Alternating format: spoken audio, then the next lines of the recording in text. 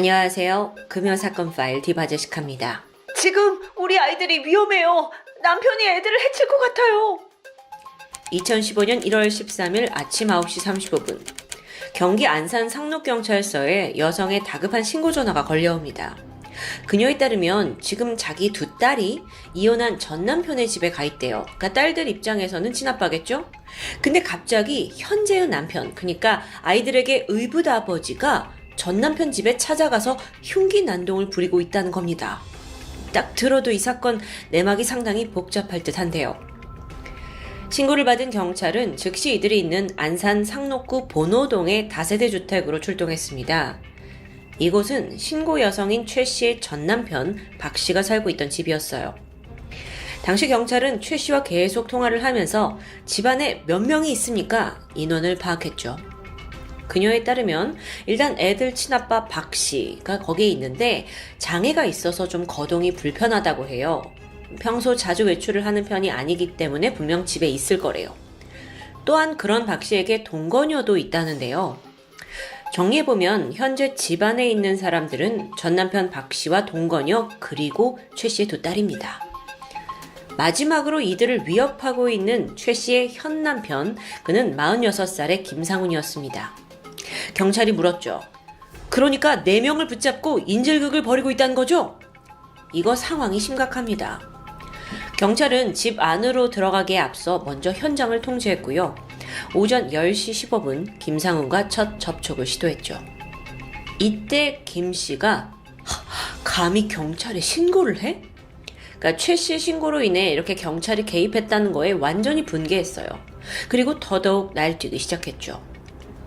그는 경찰에게 최 씨를 불러달라고 요구합니다. 사실 이때까지도 집안에 있는 그 4명의 인질들이 무사한지 알 수 없는 상황이잖아요. 그래서 경찰은 최대한 그의 심기를 건들지 않으면서 그를 설득하기 위한 작전을 짜기 시작해요. 보니까 이 김상훈과 최 씨, 재혼을 한 사이인데 현재는 또 별거 상태입니다. 김 씨는 이 최 씨가 자신의 연락을 계속 피하고 있자 그녀가 외도를 한다고 믿었고요. 그 상대가 전 남편 박 씨라고 오해한 상황이었죠. 그래서 흉기를 들고 전 남편 박 씨 집에 들어가서 난동을 부린 거고요. 곧이어 최 씨 또한 현장에 도착했습니다. 그녀는 경찰의 지시대로 김 씨에게 전화를 걸어요. 그리고 제발 그만해 하면서 인질극을 중단하라고 호소했죠. 이때 김 씨는 야, 너도 집 안으로 들어와 라면서 끈질기게 요구합니다. 그런데 범인 말대로 최 씨를 들여보내면 이거 뭐 어떤 비극이 발생할지 알 수 없어요.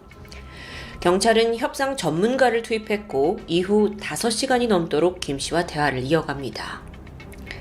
시간은 어느덧 오후 2시. 길고 긴 설득 끝에 마침내 김 씨의 풀이 좀 꺾이는 듯 했어요. 자수 의사를 밝히게 된 거죠. 그는 경찰에게 곧 나가겠습니다 라는 말을 남겼고 경찰은 안도하며 문 밖에서 김상훈을 기다렸습니다. 하지만 2분, 3분, 5분이 지나도 기척이 없어요. 불안해지죠. 그래서 다시 한번 김 씨에게 전화를 걸었는데 어라, 폰이 꺼져 있네요. 불길합니다 이거. 2시 25분 경찰 특공대가 투입됐습니다. 이들이 옥상으로 올라가서 이 다세대 주택 창문을 깨고 집 안으로 진입했어요. 하지만 안타깝게도 가장 먼저 발견된 건 화장실에서 이미 숨져 있는 전 남편 49살의 박 씨였죠. 그런데 비극은 끝나지 않았습니다. 방 안에서는 최 씨의 막내딸 16살 A양이 목 부위에 상처를 입고 의식이 없는 채 쓰러져 있었습니다. 곧장 병원으로 옮겼지만 치료를 받던 중 끝내 사망하고 말았죠. 그나마 불행 중 다행으로 17살 된 큰딸 그리고 박 씨의 동거녀는 생명에 지장이 없었어요. 하지만 너무 큰 충격을 받아서 이후에도 실어증 증세를 보였죠. 의붓딸과 딸들의 친아버지를 상대로 인질극도 모자라 살인까지 저지른 범인 김상훈. 그는 다친 곳 하나 없이 너무도 멀쩡한 모습입니다. 현장에서 즉시 검거가 되었고요. 이틀 뒤인 1월 15일 구속영장 실질심사를 받기 위해 법원으로 가게 되는데 그러던 중 기자들 앞에 얼굴을 드러냈죠. 당시 경찰은 김상훈의 범행 수법이 잔인하고 또 이 사회에 경종을 울릴 필요가 있다고 판단, 그의 얼굴과 신상 공개를 결정한 상황이었습니다.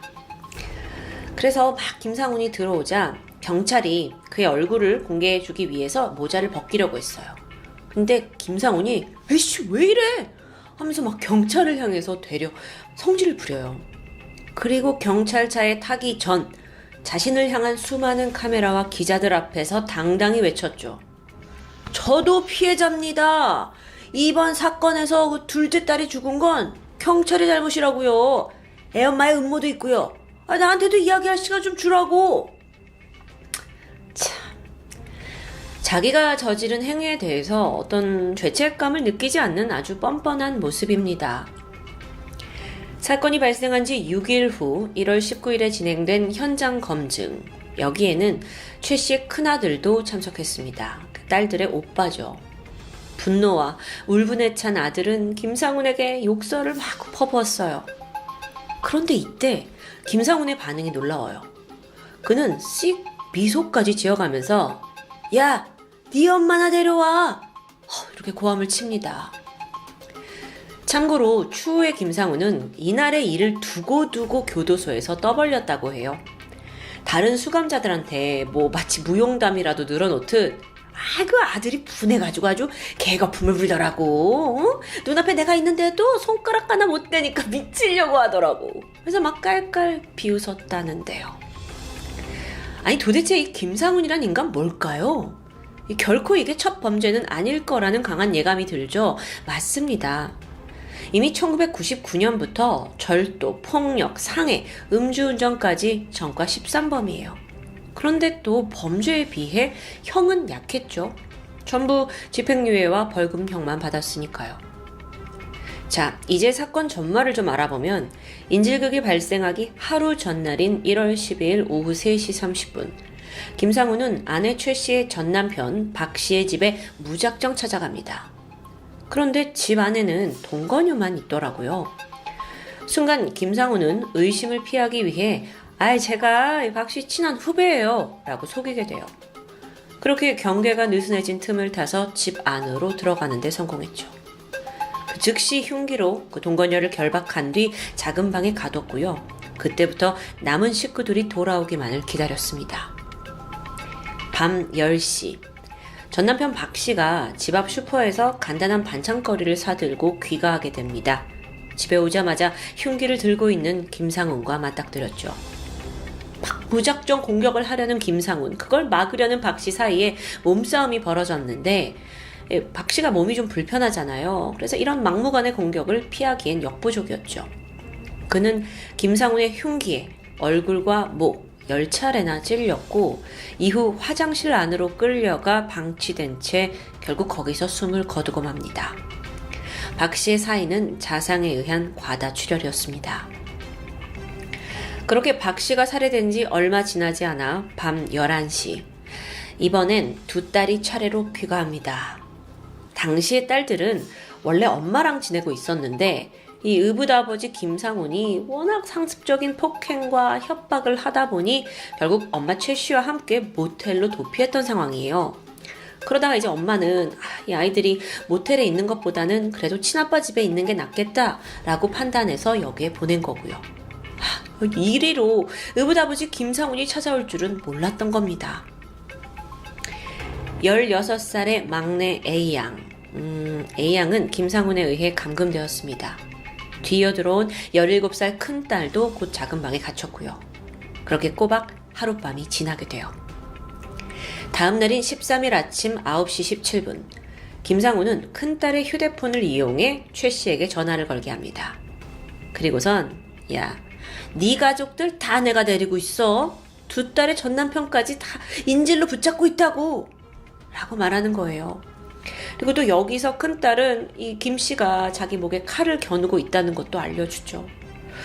그는 경찰에 신고하면 죽일 거라면서 절대 신고하지 못하게 당부했습니다. 근데 지금 이렇게 딸이 붙잡혀 있다는데 침착할 수 있는 엄마는 많지 않죠. 당시 최 씨는 전화상으로 당신 왜 그렇게 살아? 하면서 강하게 비난했습니다. 그러자 그는 흥분해요. 그리고 김상훈이 떨고 있는 딸들을 향해서 말했죠. 니들 중에 누가 먼저 죽을래? 잠시 후 아침 9시 35분 최 씨의 경찰 신고가 접수되었습니다. 그리고 김상훈이 이 사실을 인지했잖아요. 근데 감히 내 말을 어기고 신고를 해? 여기에 대한 이제 분노 그리고 보복을 해야겠다는 생각이 들었습니다. 그리고 막내딸 A양을 잔인하게 살해했죠. 흉기를 휘두른 것도 모자라 A양의 목을 조르기까지 했습니다. 그리고 더 끔찍한 사실은 동생이 죽어가는 그 장면을 언니가 처음부터 끝까지 지켜보고 있어야 했다는 점입니다. 추후 극적으로 구출된 큰딸을 통해 더 끔찍한 전말이 알려지는데요. 김상훈이 이 두 딸을, 그러니까 의붓딸을 인질로 잡고 있는 동안 동생 A양을 성폭행했다는 사실입니다. 그러면서 도저히 이해할 수 없는 발언까지 내뱉는데 사랑한다. 너는 내 여자야. 너무 충격적인 발언이에요. 그의 성폭행 사실은 국가수의 부검에서도 사실로 드러났는데 글쎄요. 이게 과연 최 씨에 대한 분노를 막내딸한테 푼 건지 도저히 이해하기 힘들죠. 그런데 여러분, 알고 보니 김상훈이 A양을 성폭행한 게 이번이 처음이 아니더라고요. 지난 2012년 5월에도 A양을 성폭행하려다 미수에 그친 적이 있습니다. 또 그 핸드폰에선 A양의 특정 신체 부위를 찍은 사진도 여러 장 발견됐고요. 이 사건에서 정말 기괴한 부분이 하나 더 남아있는데 김상훈은 원래 최 씨의 그 전 남편 박 씨와 의형제를 맺을 만큼 절친한 사이였다고 해요. 친했어요. 그렇게 잘 지내다가 박 씨가 이혼을 하니까 그의 아내의 마음을 사로잡은 거죠. 그리고 2007년에 자기가 재혼을 한 거예요. 처음에는 이 아내 최 씨의 마음을 얻기 위해서 지극정성을 다했다고 합니다. 하지만 재혼을 한 후 폭력적이고 집착적인 성향이 강하게 드러나요. 사실 이 남자 변변한 직업조차 없고 그나마 아내가 벌어오는 수입도 대부분 도박으로 날리는 아주 저질의 남자거든요. 게다가 이 김성훈의 의처증은 심각한 수준이었습니다. 너 다른 남자 만나고 온 거 아니야? 막 이러면서 툭 하면 최 씨에게 폭력을 휘둘렀어요. 그런데 수많은 가정폭력범들이 그렇듯 김상훈도 폭행을 잔뜩 저지르고 나서 갑자기 태도가 돌변해요. 잘못했어. 내가 너를 너무 사랑해서 그런 거야. 막 이런 식의 태도를 끊임없이 반복합니다. 결국 견디다 못한 최 씨가 딸들과 도주하고 김상훈과 별거를 결심했던 거예요. 근데 여기서 또 드러나는 안타까운 사실 한 가지. 사건이 벌어지기 불과 며칠 전에 최 씨는 김상훈의 폭력을 경찰에 신고해서 도움을 청한 적이 있습니다. 사건 발생 5일 전인 1월 7일이었는데 최 씨는 집에 감금이 됐어요. 그리고 또 허벅지에 3cm 정도의 자상을 입었죠. 끔찍한 폭행을 당한 거예요. 그리고 바로 다음 날에 직접 자기가 안산경찰서를 찾아가서 남편 김 씨에 대한 긴급 체포 접근 금지 신청 여부를 상담했어요. 그런데 해당 상담원이 하는 말이 이거 고소장을 제출하세요. 왜 다소 좀 성의 없는 대답이 돌아오는 겁니다. 그 밖에 지금 당장 할 수 있는 적극적인 대응이나 해결책은 없었고요. 그럼 이 상황에서 최 씨가 할 수 있는 일은 김상훈에게 이혼 통보한 뒤에 연락을 피하는 것뿐이었죠. 그렇게 해서 애들까지 피신시켰는데 며칠 지나지 않아 참극이 벌어진 거고요. 재판에선 김상훈은 박 씨와 A양을 살해하고 인질들을 감금한 협박한 혐의를 받았습니다. 죄질이 아주 안 좋아요. 그는 1심에서 무기징역을 선고받았지만 검찰이 이건 형 너무 가볍습니다 하면서 항소했어요. 근데 김상훈 또한 제 형이 너무 과중한데요 하고 항소를 하게 되죠. 이 사람 변명이라도 좀 들어보고 싶은데 아내 최 씨에 대한 폭력 지속적인 건 맞지만 그건 그저 실수라고 표현했어요. 실수. 심지어 의붓딸 A양을 성폭행한 혐의에 대해선 그건 서로 합의하에 맺어진 관계예요. 역겨운 주장이었죠. 2016년 1월 2심 재판이 열리는데 원심 무기징역이 그대로 선고됩니다. 이것도 사형은 피한 거예요. 재판부는 김상훈이 불우한 환경에서 성장했다는 점을 정상 참작의 사유라고 밝혔습니다.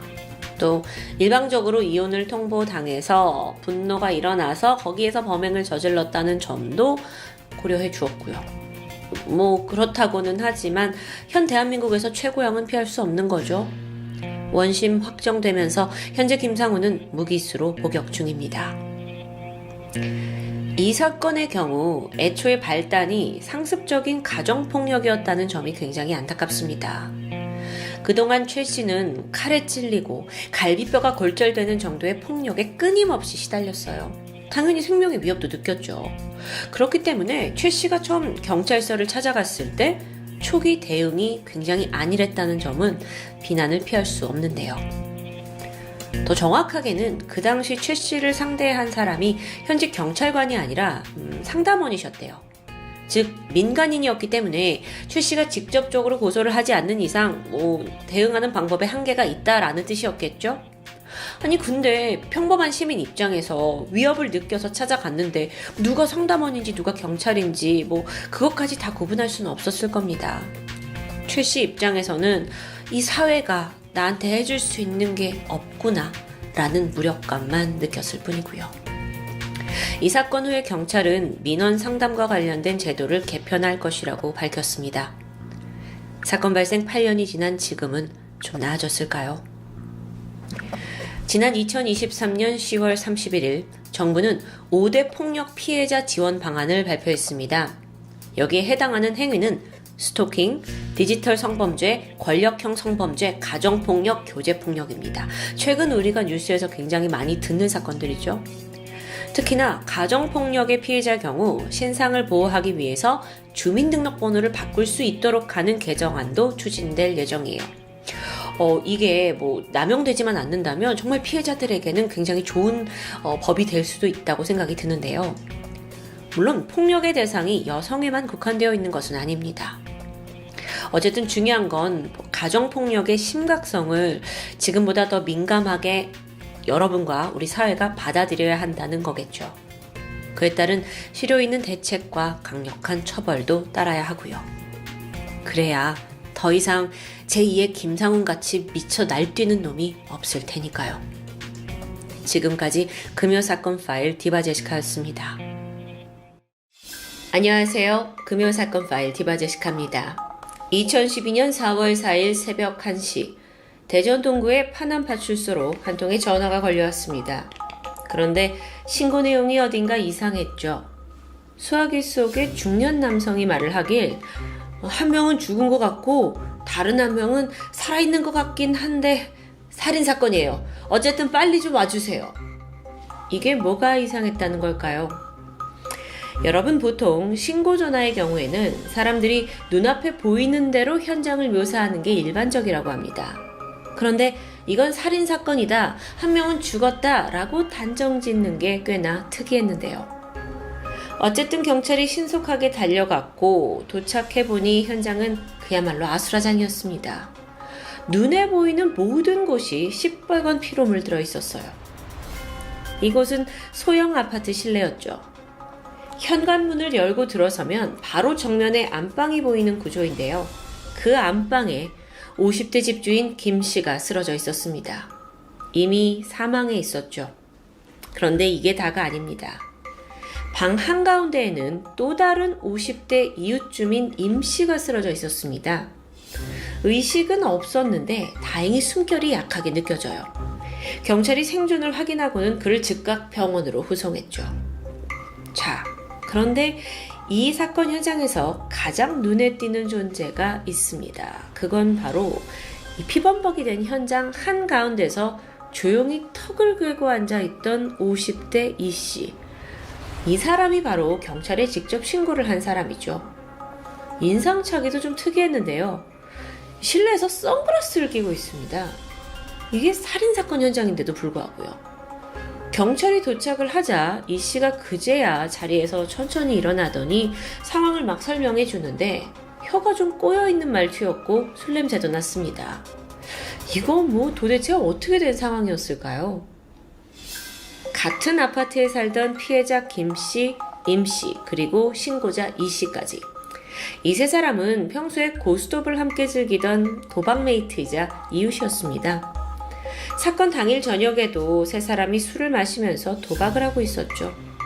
그러던 중에 김씨와 임씨 사이에 다툼이 있었고, 이 신고자 이씨는 도중에 집에 잠깐 다녀오겠다라면서 자리를 비웠다고 말합니다. 이후에 다시 이 도박을 하고 있던 김씨 집으로 돌아왔는데 상황이 이렇게 돼버렸다 라면서 이씨는 상당히 덤덤하게 증언을 해요. 그러니까 둘이 싸우다가 김씨가 죽은 것 같다라는 건데 왜 일이 이렇게 벌어졌는지는 알 수 없다라는 말투였습니다.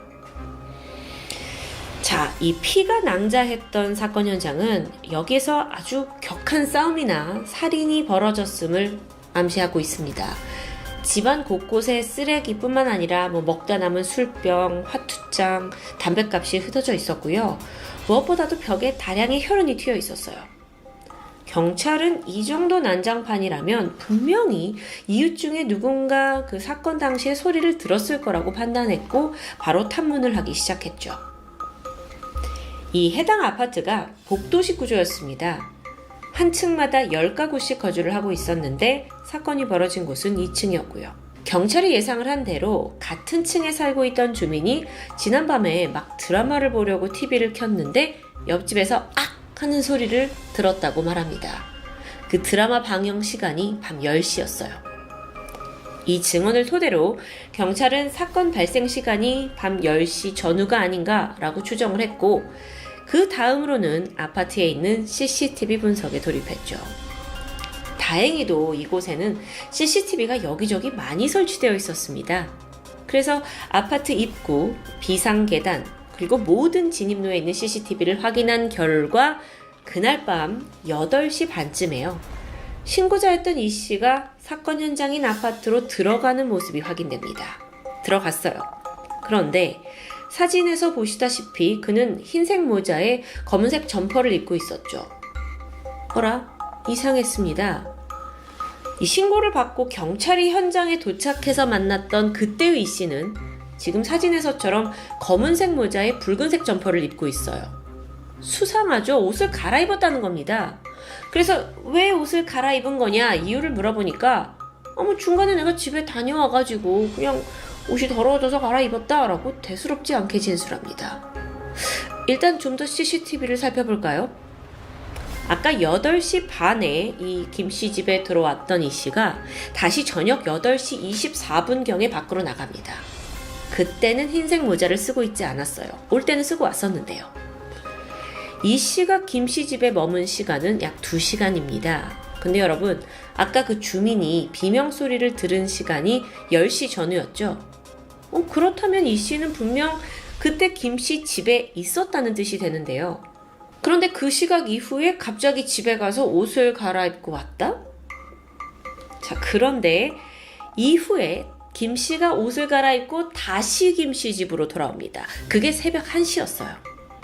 이때는 신고 전화를 하기 20분 전이었는데요. 자, 그런데 다시 이 아파트에 와서 신고 전화를 하기까지 그 20분 사이에 눈여겨볼 일이 또 하나 있습니다. 이 씨가 그 집에 들어간 지 5분 만에 또 다시 나와요. 그리고 이때 손에 웬 물건 하나가 들려 있었죠. 그건 바로 자신이 옷을 갈아입기 전에 쓰고 있던 그 흰색 모자였습니다. 보시다시피 그가 버린 모자는 피범벅이었어요. 1층 의류함에다 이 모자를 버렸고 다시 아무 일도 없다는 듯이 현장으로 돌아가서 경찰한테 신고를 했던 겁니다. 자, 이걸 다 어떻게 해석할 수 있을까요? 굳이 현장을 딱 보고도 모자를 버렸다. 이건 뭐 증거를 인멸하려는 듯한 모습이 아닐까요?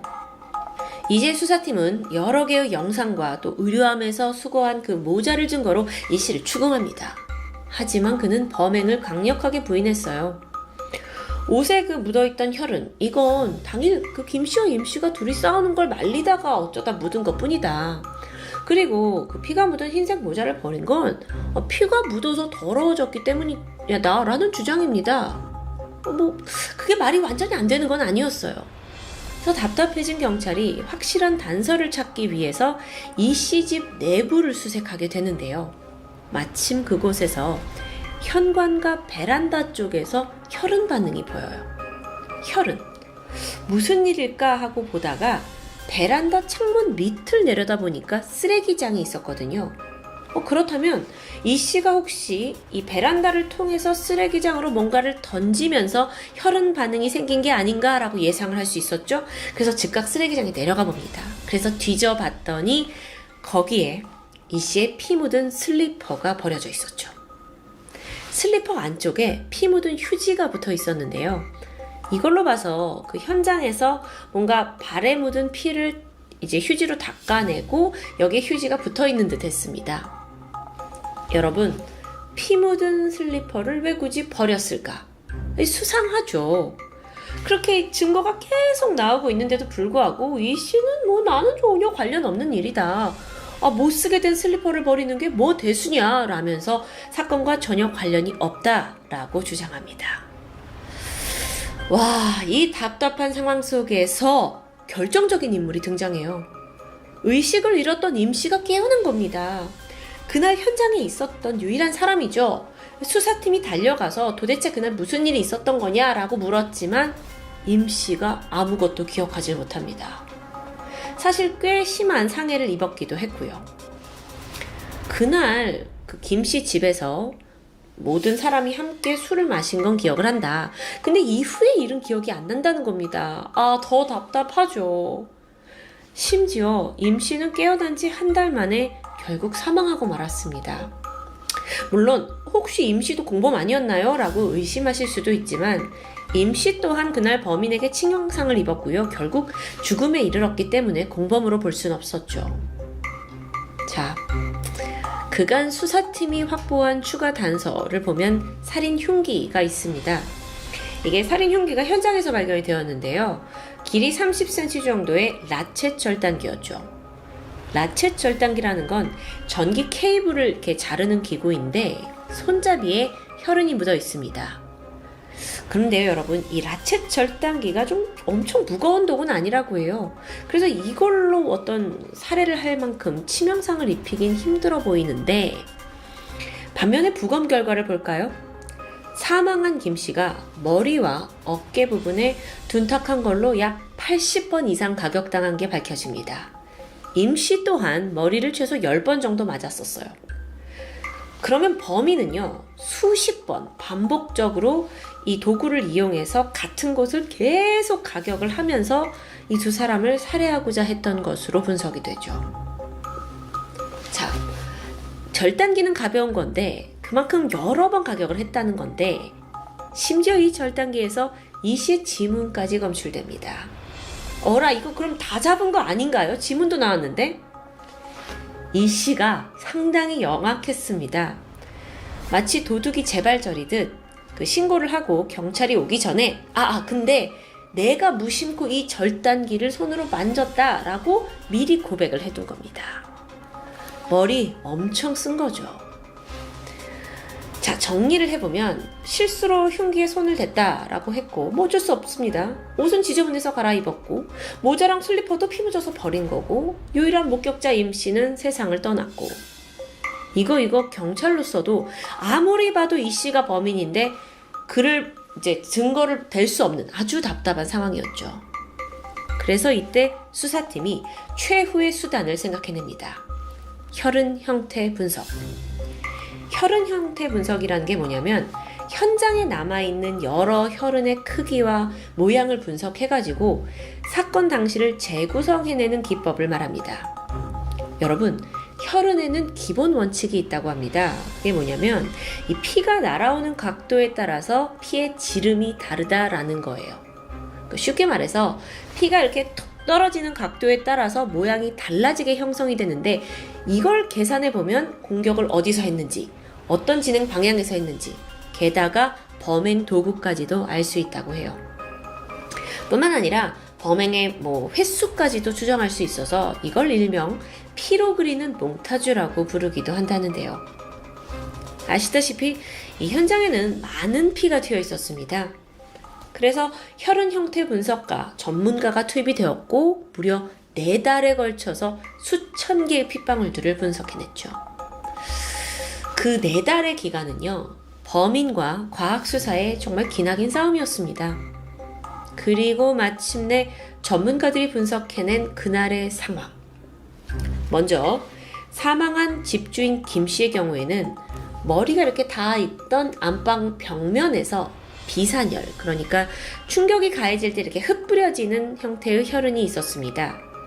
그 밖에도 피가 묻은 도구에서 이렇게 피가 떨어지면서 생기는 혈흔도 다수 있었고요. 자, 그걸 해석해보면 김 씨가 벽에 붙어 있는 채로 흉기에 의해 가격을 당해서 살해당한 게 분명했습니다. 그런데 문제가 있는데 그 이웃 임 씨의 혈흔도 이 벽면에서 집중적으로 발견됐다는 거예요. 그런데 발견 당시에 그는 안방의 중앙부에 쓰러져 있었죠. 이상합니다. 혈흔대로라면 임 씨 역시 벽 앞에서 공격을 당했을 가능성이 높은데 몸은 왜 여기 있을까? 그러고 보니까 임 씨의 몸 아래쪽에서 형태가 바뀐 혈흔이 발견됩니다. 아, 그럼 이건 누군가가 의도적으로 임 씨를 안방 한가운데로 옮겨놨다는 뜻이 돼요. 왜요? 왜 옮겼을까요? 왜 범인이 위치를 옮겼을까 생각해 보니까, 자, 피해자들이 발견됐을 당시에 김 씨와 임 씨의 몸이 지나치게 깨끗했습니다. 현장은 피가 흥건했죠. 격하게 싸웠다던 두 사람, 그게 이 씨의 증언이었고요. 근데 발바닥과 옷에는 또 피가 없어요. 피를 흘리면서 치고받고 싸웠다면 이걸 밟은 흔적도 있어야 할 텐데 전혀 앞뒤가 맞지 않았죠. 게다가 임 씨와 김 씨, 중간 어디서도 혈흔이 겹치지 않습니다. 자, 다시 이걸 좀 해석해보면 두 사람이 애초에 접촉했을 가능성이 극히 낮다는 걸 의미합니다. 두 사람이 싸운 게 아니라는 거예요. 그런데 싸우다가 사망한 것처럼 보이게 하기 위해서 의도적으로 현장을 위조한, 임 씨를 옮겨놓은 정황. 그렇다면요, 처음부터 두 사람이 싸웠다라고 주장한 사람은 딱 한 명, 바로 이 씨입니다. 이렇게 철저한 혈흔 분석 끝에 마침내 이 씨가 범인일 수밖에 없다라는 결론에 도달하죠. 밀실에 같이 있던 사람이니까요. 특히나 안방과 거실에서 발견된 양말 족적도 결정적인 증거로 작용합니다. 양말? 자, 양말 자국이었는데 누군가가 양말을 신고 피가 보여있는 바닥을 밟고 다닌 흔적이겠죠. 그런데 이 족적이 이 씨의 발과 정확히 일치합니다. 아, 이 사건 이제 끝을 향해 가고 있죠. 힘겹게 수집한 증거를 바탕으로 재구성해본 사건의 전말은 다음과 같습니다. 이 씨는 김 씨와 임 씨를 죽이기로 결심합니다. 현장판에 화투판이 있던 것으로 봐서 도박 중에 다툼이 생긴 것으로 보고 있어요. 용의자 이 씨는 먼저 안방문 쪽에서 임 씨한테 절단기를 휘두르게 되죠. 그리고 나서 김 씨에게 무차별 가격을 하게 되는데요. 김 씨가 숨을 거두자 범인 이 씨는 거실로 나와서 손을 씻었고요. 이 상황을 어떻게 은폐할지 고민합니다. 그래서 내린 결론이 이 두 사람이 이제 싸우다가 이런 것으로 상황을 만들어야 했고, 임 씨를 김 씨 옆으로 옮겨서 이제 상황이 그렇게 된 것처럼 조작하는 겁니다. 그래서 쓰러진 임 씨 옮겨놨고 휴지로 발을 닦은 후에 유유히 현장을 빠져나갔죠.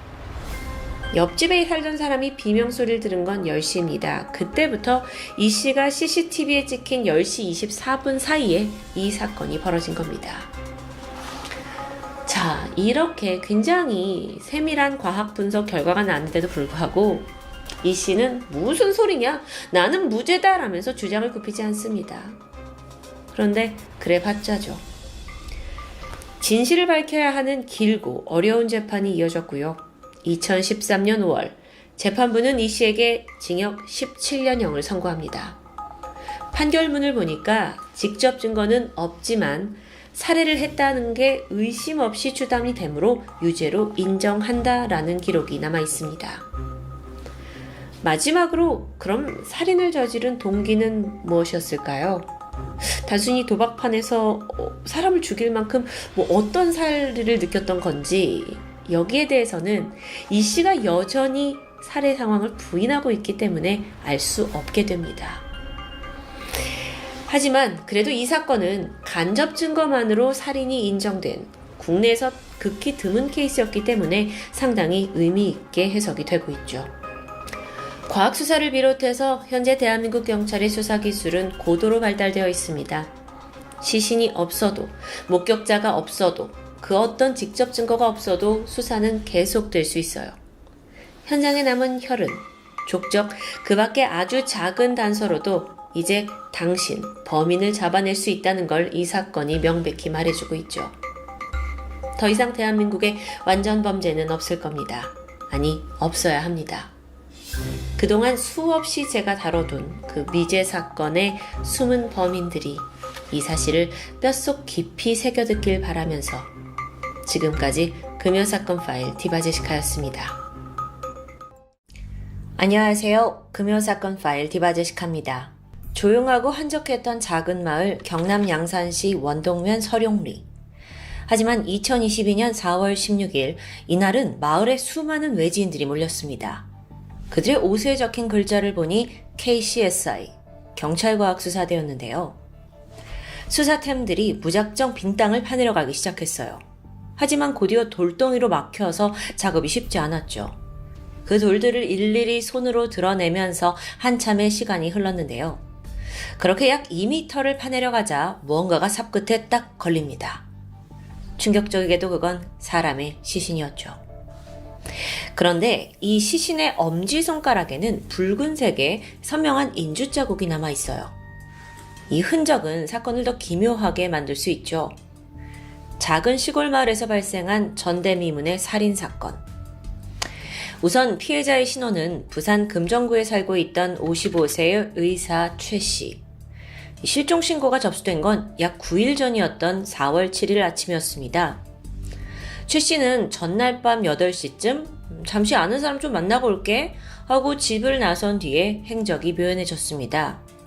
이후에 아내는 남편이 어디 갔나 싶어서 가까운 지인들을 수소문했지만 행방을 아는 사람이 없었어요. 심지어 남편은 다음날 병원에도 출근하지 않았고요. 불안함을 느낀 아내가 결국 실종 신고를 하게 된 건데요. 자, 50대 성인 남성이 외출을 했다가 밤에 들어오지 않았다. 사실 이런 신고는 단순 가출로 여겨질 법도 합니다. 하지만 당시 신고를 접수받은 부산 금정경찰서는 이걸 그냥 흘려보내지 않았어요. 그들은 곧바로 최 씨의 마지막 행적을 조사했고 CCTV를 찾아내 확인한 결과 전날 집에서 나온 최 씨가 인도를 따라 걷는 게 확인됩니다. 그러다가 얼마 후에 자취를 감춰요. 어디 간 거지? 이렇게 길 한복판에서 갑자기 사라졌다는 건 중간에 자동차로 옮겨 탔을 가능성이 높다고 볼 수 있겠죠. 그래서 경찰은 최 씨가 마지막으로 목격된 시각, 그 인근을 지났던 모든 차량들을 일일이 조회하기 시작합니다. 차 번호판 확인해서 일일이 차주에게 다 연락해서 혹시 최 씨를 아십니까? 이렇게 물어본 거죠. 그렇게 범위를 좁혀가던 중 한 차주가 특이한 반응을 보였습니다. 그 시간대에 자기는 그 동네에 간 적이 전혀 없다는 거예요. 아니 분명 차 번호가 인근 CCTV에 찍혀 있는데도 불구하고요. 그럼 혹시 누가 차량을 훔친 걸까? 일단 차주의 알리바이는 확실했습니다. 그래서 조사해 보니까 누군가 이 차량 번호를 똑같이 복사해서 달고 다닌 게 밝혀져요. 수상하죠.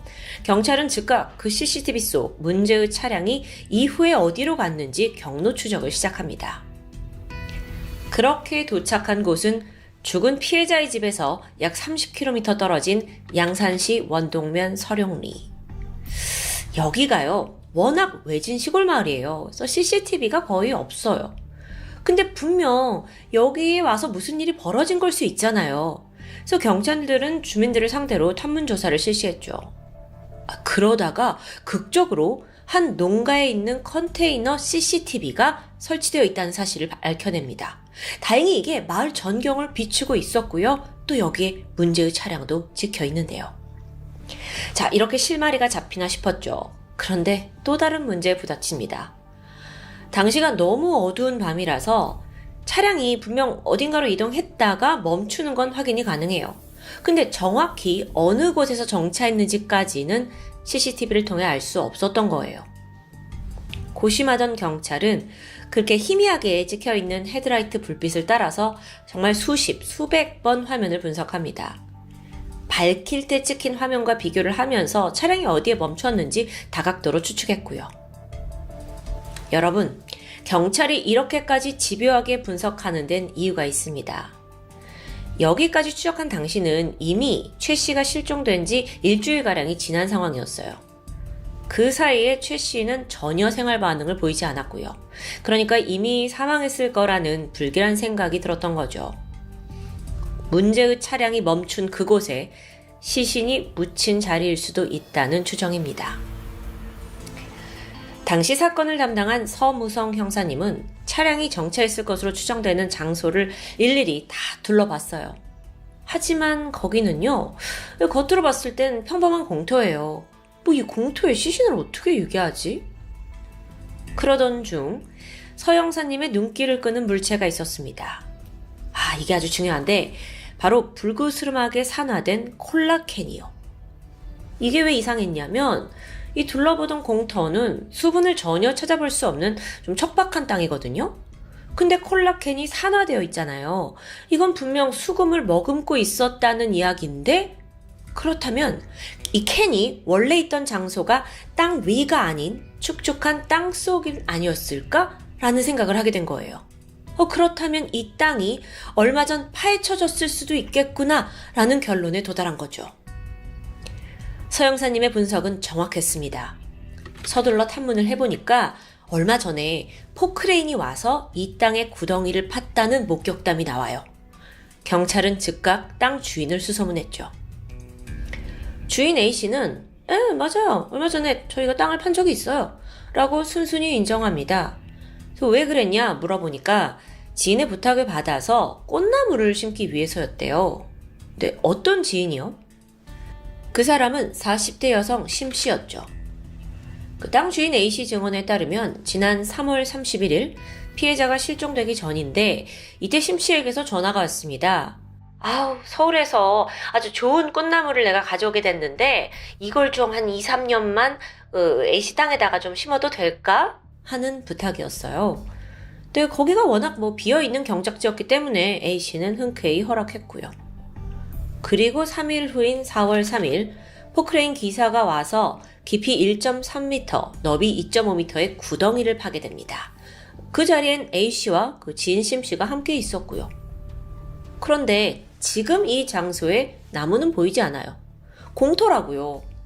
그래서 알고 보니까 땅을 파놨는데 며칠 뒤에 심씨가 말하길 배송에 문제가 생겨서 나무를 옮길 수가 없어.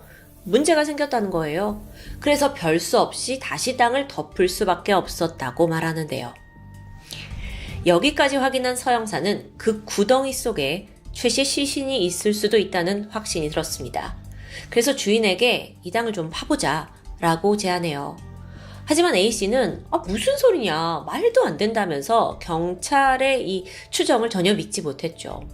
그도 그럴 게 그 문제의 지인 심씨가 내가 알기론 유능한 변호사인데다가 성격도 착하고 순수한 사람이라 절대 살인 같은 거에 연루될 사람이 아니라고 말해요. 글쎄요. 경찰은 여기서 혹시 우리가 땅을 팠는데 시신이 나오지 않을 경우에는 모든 걸 원상복귀 하겠다라는 걸 약속하면서 강하게 밀어붙였습니다. 그렇게 드디어 4월 16일 감식반까지 동원돼서 대대적인 수색 작업이 시작된 거예요. 그리고 서 형사의 예상은 적중했죠. 2m 정도 파 내려가자 땅 밑에서 실종된 최 씨의 시신이 발견됐습니다. 당시 땅 주인 A씨도 함께 있었는데 너무 놀라서 그 자리에 주저앉고 말았대요. 이렇게 시신이 발견된 직후 문제의 심씨, 이 사람이 유력한 용의자로 떠올랐고 바로 경찰에 연행됩니다. 처음 그녀는 범행 일체를 부인했어요. 하지만 CCTV 영상 있죠? 또 땅 주인 A씨의 증언까지 쏟아지면서 물러날 곳이 없었던 모양인데요. 끝내 자백이 터져나왔죠. 자기가 최 씨를 살해한 후 이곳에 안매장했다는 사실. 그렇게 심 씨가 밝힌 사건의 진상은 이러했습니다. 우선 모두가 변호사로 알고 있던 심 씨요? 그저 평범한 가정주부였어요.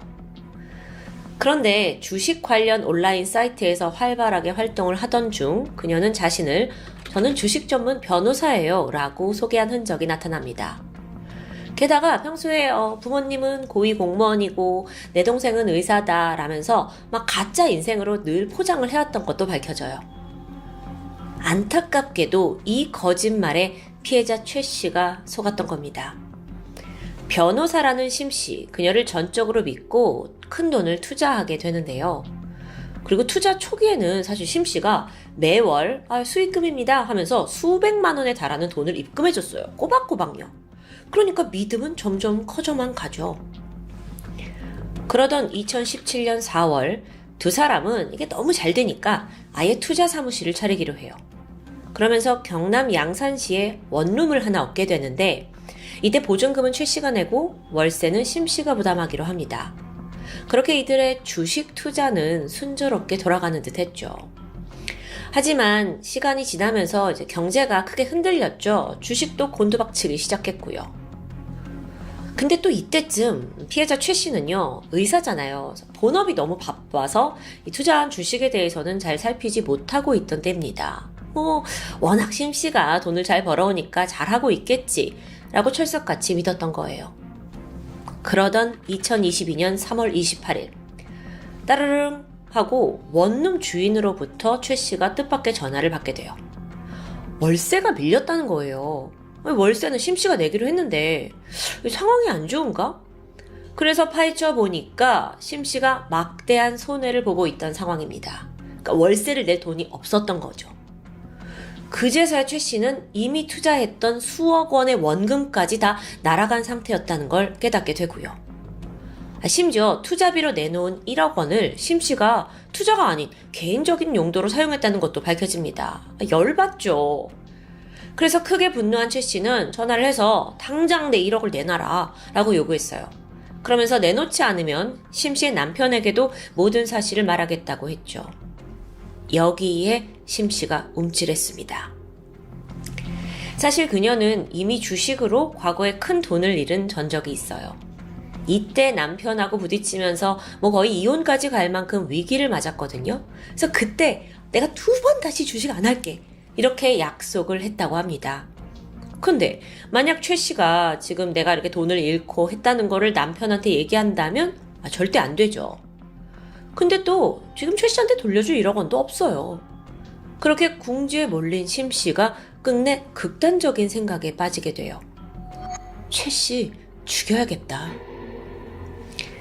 돈을 재촉하고 있는 최 씨에게 그녀는 4월 6일까지만 좀 시간을 달라라고 부탁하게 돼요. 그리고 이제 일주일 정도가 지금 주어졌잖아요. 그동안에 돈을 마련하는 게 아니라 가장 먼저 시신을 유기할 장소를 찾습니다.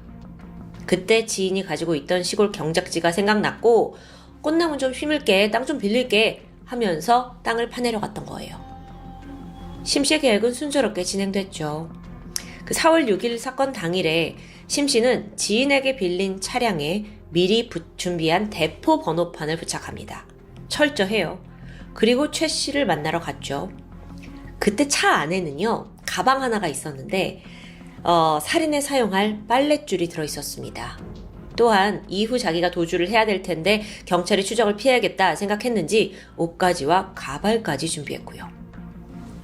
저녁 8시 7분 부산 kum정구에 있는 아파트 근처에서 최 씨를 만나서 차에 태워요. 그러면서 좀 조용한 곳에 가서 이야기를 할까요? 그래서 청룡동에 있는 범어사 주차장으로 향했죠. 이후 둘은 함께 뒷자리로 옮겨 타서 대화를 시작합니다. 심 씨가 최 씨에게 내가 지금 수중에 1억 원이 없다. 대신에 한 달에 100만 원씩 정도 갚아줄 수는 있는데 어떠냐? 라고 제안합니다. 근데 최 씨는 이제 아니 그게 무슨 말도 안 되는 소리냐. 이건 얘기가 다르지 않냐? 라면서 크게 화를 냈고 난 당신이랑 이제 얘기 못하겠다 하면서 다시 집으로 가자고 조수석으로 이동하게 돼요. 심 씨가 노린 건 바로 이 순간이었죠. 최 씨가 조수석에 앉자마자 심 씨는 미리 준비한 빨랫줄을 꺼내서 뒤에서 목을 조르기 시작합니다. 그리고 필사적으로 잡아당겼죠. 너무도 갑작스러운 공격에 최 씨도 막 저항을 했지만 역부족이었어요.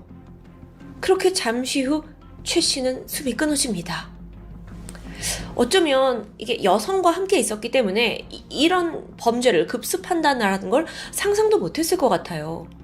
또 그만큼 심 씨가 치밀하게 준비한 거고요. 이후 범인은 미리 구덩이를 파둔 서룡리로 향했고요. 최 씨의 시신을 거기에 유기했어요. 구덩이가 워낙 깊어서 혼자의 힘으로 이 땅을 다 메꾸는 건 불가능해 보였죠. 그래서 이때 그녀는 우선 시신을 덮을 정도로만 흙을 뿌려뒀고 다시 돌아옵니다. 그리고 며칠 후에 땅 주인한테 이제 꽃나무 못 심게 됐다 하면서 포크레인으로 작업해달라고 할 생각이었죠. 참 대범하죠. 그녀는 완벽 범죄라고 자부했어요. 이 마을은 워낙 외진 곳이라 CCTV도 없고 또 자기가 타고 온 차도 대포차니까요. 그런데 시신에서 발견된 빨간 인주, 그거 기억하시나요? 거기엔 어떤 사연이 있을까요? 자, 시신을 잘 은폐했다고 안심하고 있던 심 씨에게 예상치 못한 전화가 한 통 걸려옵니다. 바로 최 씨의 아내였어요. 남편이 없어지고 막 수소문하고 있는데 아내는 사실 이미 남편과 심 씨가 이렇게 투자 관계에 얽혀 있다는 걸 알고 있었거든요. 그래서 혹시 내 남편을 만나지 않았냐, 행방을 알고 있냐 물었죠. 이때 심 씨가 빠르게 둘러댑니다. 우리들은 이미 몇 년 전에 사업 다 정리했어요. 내가 그 증거로 계약서도 보내줄 수 있는데. 물론 그 계약서는 애초에 존재하지 않았거든요. 그래서 심 씨가 급하게 막 허위 계약서를 작성한 거예요. 그 내용을 잠시 살펴보면 심 씨와 최 씨의 관계가 4년 전인 2018년 끝났다라는 게 명시되어 있고요. 근데 사실상 이 거래 내역을 보면 둘 사이에는 2018년 이후에도 내역이 남아있잖아요. 그래서 이걸 뒷받침하기 위해서 2021년 7월부터 12월까지 월 400만 원을 지급한다는 조항을 추가합니다. 게다가 마지막 내용이 참 기가 찬데 최 씨가 사망할 시 남은 투자금은 모두 심 씨, 나에게 귀속된다라는 조항이에요. 그러니까 사람 죽여놓고 끝까지 돈을 다 빼먹으려는 욕심이 정말 그득한 거죠. 그렇게 계약서를 쫙 작성하고 심 씨는 자신의 이름과 지장을 찍습니다. 근데 문제가 있어요.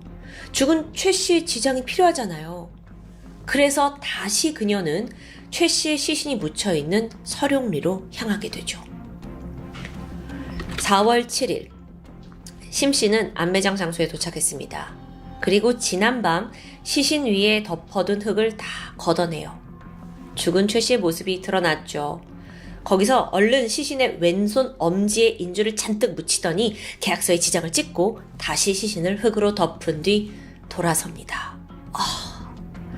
그 모습이 막 눈에 그려지면서 너무 악마 같아요. 이후에 조작한 계약서 복사해서 아내에게 보내주었고요. 이후에 땅 주인 A씨한테 다시 구덩이 잘 덮어달라 요구했고요. 그렇게 심 씨는 완전 범죄다라고 안심하면서 약 10일간 평안한 삶을 보냈습니다. 그러다 결국 덜미가 잡히게 된 거죠. 2022년 10월 심 씨의 재판이 진행됐습니다. 재판부는 그녀가 철저히 사전에 살인을 계획했다는 점, 게다가 이미 사망한 피해자의 지문을 꺼내서 찍고 사문서를 위조한 점을 아주 강하게 지적했습니다. 이거는 살인으로도 모자라서 고인을 능욕한 거니까요. 결국 심 씨에게는 무기징역이 선고됐는데 이게 너무 과하다고 여긴 걸까요? 심 씨가 항소했죠. 결국 작년 2023년 5월 최종 선고에서 대법원은 선고를 기각하고 형량이 다소 줄어든 징역 30년형을 확정합니다. 대법원은 이때 심 씨의 죄질이 매우 나쁜 점은 인정했는데 살해 방법이 무기징역을 받을 만큼 잔혹하지 않았고 또 추가 여죄도 확인되지 않았기 때문에 사회에서 영구적으로 격리할 정도는 아니라고 판단한 것으로 드러나 있습니다. 수년간 거짓말을 이어가면서 타인의 돈을 횡령하고 철저한 계획하에 살인까지 저지른 심 씨. 아니 끝까지 너무 추악하게도 주근이 지문까지 이용했는데요. 이 모든 순간 그녀의 머릿속엔 오직 돈밖에 없었던 걸까요? 돈은 인간의 행복 조건 중 하나지만 한편으론 인간을 가장 추악하고 잔인하게 만드는 도구임을 이 사건을 통해 증명하고 있는 듯합니다. 지금까지 금요사건 파일 디바제시카였습니다. 안녕하세요. 금요사건 파일 디바제시카입니다. 2014년 1월 8일 이른 아침, 부산 가야동의 한 건물로 불안한 기색을 보인 한 남성이 들어섭니다. 그는 이틀 전부터 연락이 끊긴 어머니를 만나기 위해 지금 서울에서 부산으로 막 달려온 아들 A씨였어요. 평소 그는 어머니와 하루도 거르지 않고 전화통화를 했는데요. 그런 어머니가 이틀 내내 전화를 받지 않는 건 흔치 않은 일이었죠. 너무 걱정이 됐고 부산에 도착을 해서 어머니 집이 있는 4층에 도착해 비밀번호를 누르고 문을 연 순간 평생 잊지 못할 끔찍한 광경을 마주하게 됩니다. 거실에 보니까 어머니 정씨가 쓰러져 있어요. 상당한 양의 피가 바닥에 말라붙어 있었습니다. 근데 이게 다가 아니에요. 뒤이어 작은 방에서 A씨의 할머니, 그러니까 어머니 정씨에게 시어머니인 김씨 또한 피를 흘린 채 숨져 있는 겁니다. 두 사람이 모두 사망한 상태예요. 잠시 가족관계를 설명드리자면 A씨의 아버지는 어릴 때 일찍 돌아가셨습니다. 그 후 어머니가 홀로 자식을 키우면서 또 동시에 시어머니까지 모시고 살아왔죠. 아들이 장성해서 이제 사회에 나가고 했지만 또 이후에도 시어머니를 계속 모시고 살았는데요. 잠시 후에 이 현장에 경찰이 출동했고 감식이 이루어집니다. 보니까 두 분 모두 둔기에 의해서 수차례 공격당한 흔적이 있었던 거예요. 특히 머리를 집중적으로 다쳤고요. 부검을 해본 결과 당시 85살이었던 할머니 김 씨는 몸 전체에 거쳐 총 9차례 공격당한 것으로 밝혀졌고요. 65세였던 어머니 정 씨는 무려 25차례나 공격을 당했습니다. 자, 누군가 이 집에 침입을 해서 이 고부를 공격한 걸까요? 그런데 이 사건에 의문점이 하나 있었죠. 시어머니와 며느리의 사망 추정 시간이 서로 다른 겁니다. 부검 결과에서 시어머니 김 씨는 1월 7일 오후 2시에 사망한 것으로 밝혀졌어요. 그런데 며느리 정 씨는 오후 4시 정도에 사망한 겁니다. 약간 2시간 정도의 시간차가 있죠. 아니, 동일한 장소에서 동일한 공격으로 사망을 했는데 왜 이런 일이 발생했느냐? 조사를 해보니까 며느리는 사망 당일에 동창 모임이 있었습니다. 자, 여기에 따라 추정을 해보면 그날 오전에 며느리가 동창회 간다고 외출을 했어요. 그 사이에 누군가 집에 들어와서 시어머니를 먼저 공격했고 기다렸다가 나중에 귀가한 이 며느리를 정 씨를 살해한 정황은 아닐까라고 보여지죠. 게다가 지금 무려 25번이나 공격을 받았거든요. 이건 분명한 오버킬이에요. 2-3번만 공격을 해도 이미 쓰러져서 정신을 잃었을 텐데 그 와중에 또 계속 공격을 한다는 건 보통 원한관계나 면식범일 경우 주로 발생한다고 합니다. 즉각 부산경찰은 70여 명의 수사 인력을 투입했습니다. 현장을 좀 살펴보고 싶은데 일단 실내가 상당히 어지러져 있었어요. 또 이 와중에 현관에는 걸레질을 한 모습이 보였죠. 피를 좀 닦으려고 한 것 같아요. 또 주방에는 가스 밸브를 막 날카로운 걸로 자르려고 했던 흔적이 있더라고요. 그러니까 범행 후에 불을 질러서 증거를 인멸할 것으로 그 시도를 했던 것으로 보이죠. 이거 자칫하면 대형 화재로 번질 뻔했습니다. 며느리 정 씨가 쓰러져 있던 거실, 그곳에는 와인병이 깨져 있었습니다. 자, 이것으로 봤을 때 아마도 정 씨가 끝까지 범인한테 맞서려고 했던 것으로 보여요. 또 안방에서 장롱 안에 들어있던 보석함이 파손된 채 발견되었고요. 또 며느리의 휴대폰은 화장실 욕조 물에 잠겨져 있더라고요. 자, 여러분, 굉장히 정황들이 많습니다. 근데 어딘가 연결고리가 이게 성립이 되지 않아요. 각각의 모습들이 좀 일관되지 않다는 걸 딱 형사님이 캐치하게 되죠. 그러니까 좀 어렵게 얘기하면 면식범이 저지른 범행 수법과 비면식범이 저지른 범행 수법이 동시에 나타나는 겁니다. 그래서 경찰도 약간 갸우뚱하면서 현장 감식을 무려 7번에 걸쳐서 진행할 정도였어요. 자, 그 와중에서도 가장 눈에 띄는 흔적은 바로 범인이 남긴 장갑품과 족적이었습니다. 그러니까 장갑을 끼고 범행을 저지른 거예요. 그렇다면 이건 우발적인 범행이 아니라 미리 살해도구를 챙긴 거라고 볼 수 있죠. 현장에서 발견된 족적, 이걸 또 분석해 봤더니 K재화에서 출시된 남성 구두더라고요. 265에서 275mm. 더 알아보니까 부산 시내에 K재화 매장은 9개, 그리고 이 구두는 매장들에서 약 100켤레 정도 판매된 것으로 드러납니다. 그래서 경찰이 끈질기게 구매자를 찾아 나섰지만 아쉽게도 성과를 얻진 못합니다. 자, 그러면 다시 사건을 좀 전반적으로 살펴볼까요? 이 범인의 범행 목적은 뭐였을까요? 범인이 보석함을 파손했잖아요. 그리고 무언가를 막 찾으려던 기색이 역력했고요. 근데 정작 금품 자체가 도난당한 건 없었습니다.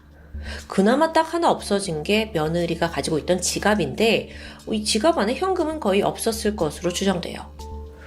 이게 이러니까 돈이 목적이었다고 단정하기 어려운 상황이죠. 그럼 외부 침입의 흔적이 있나? 아니요, 없어요.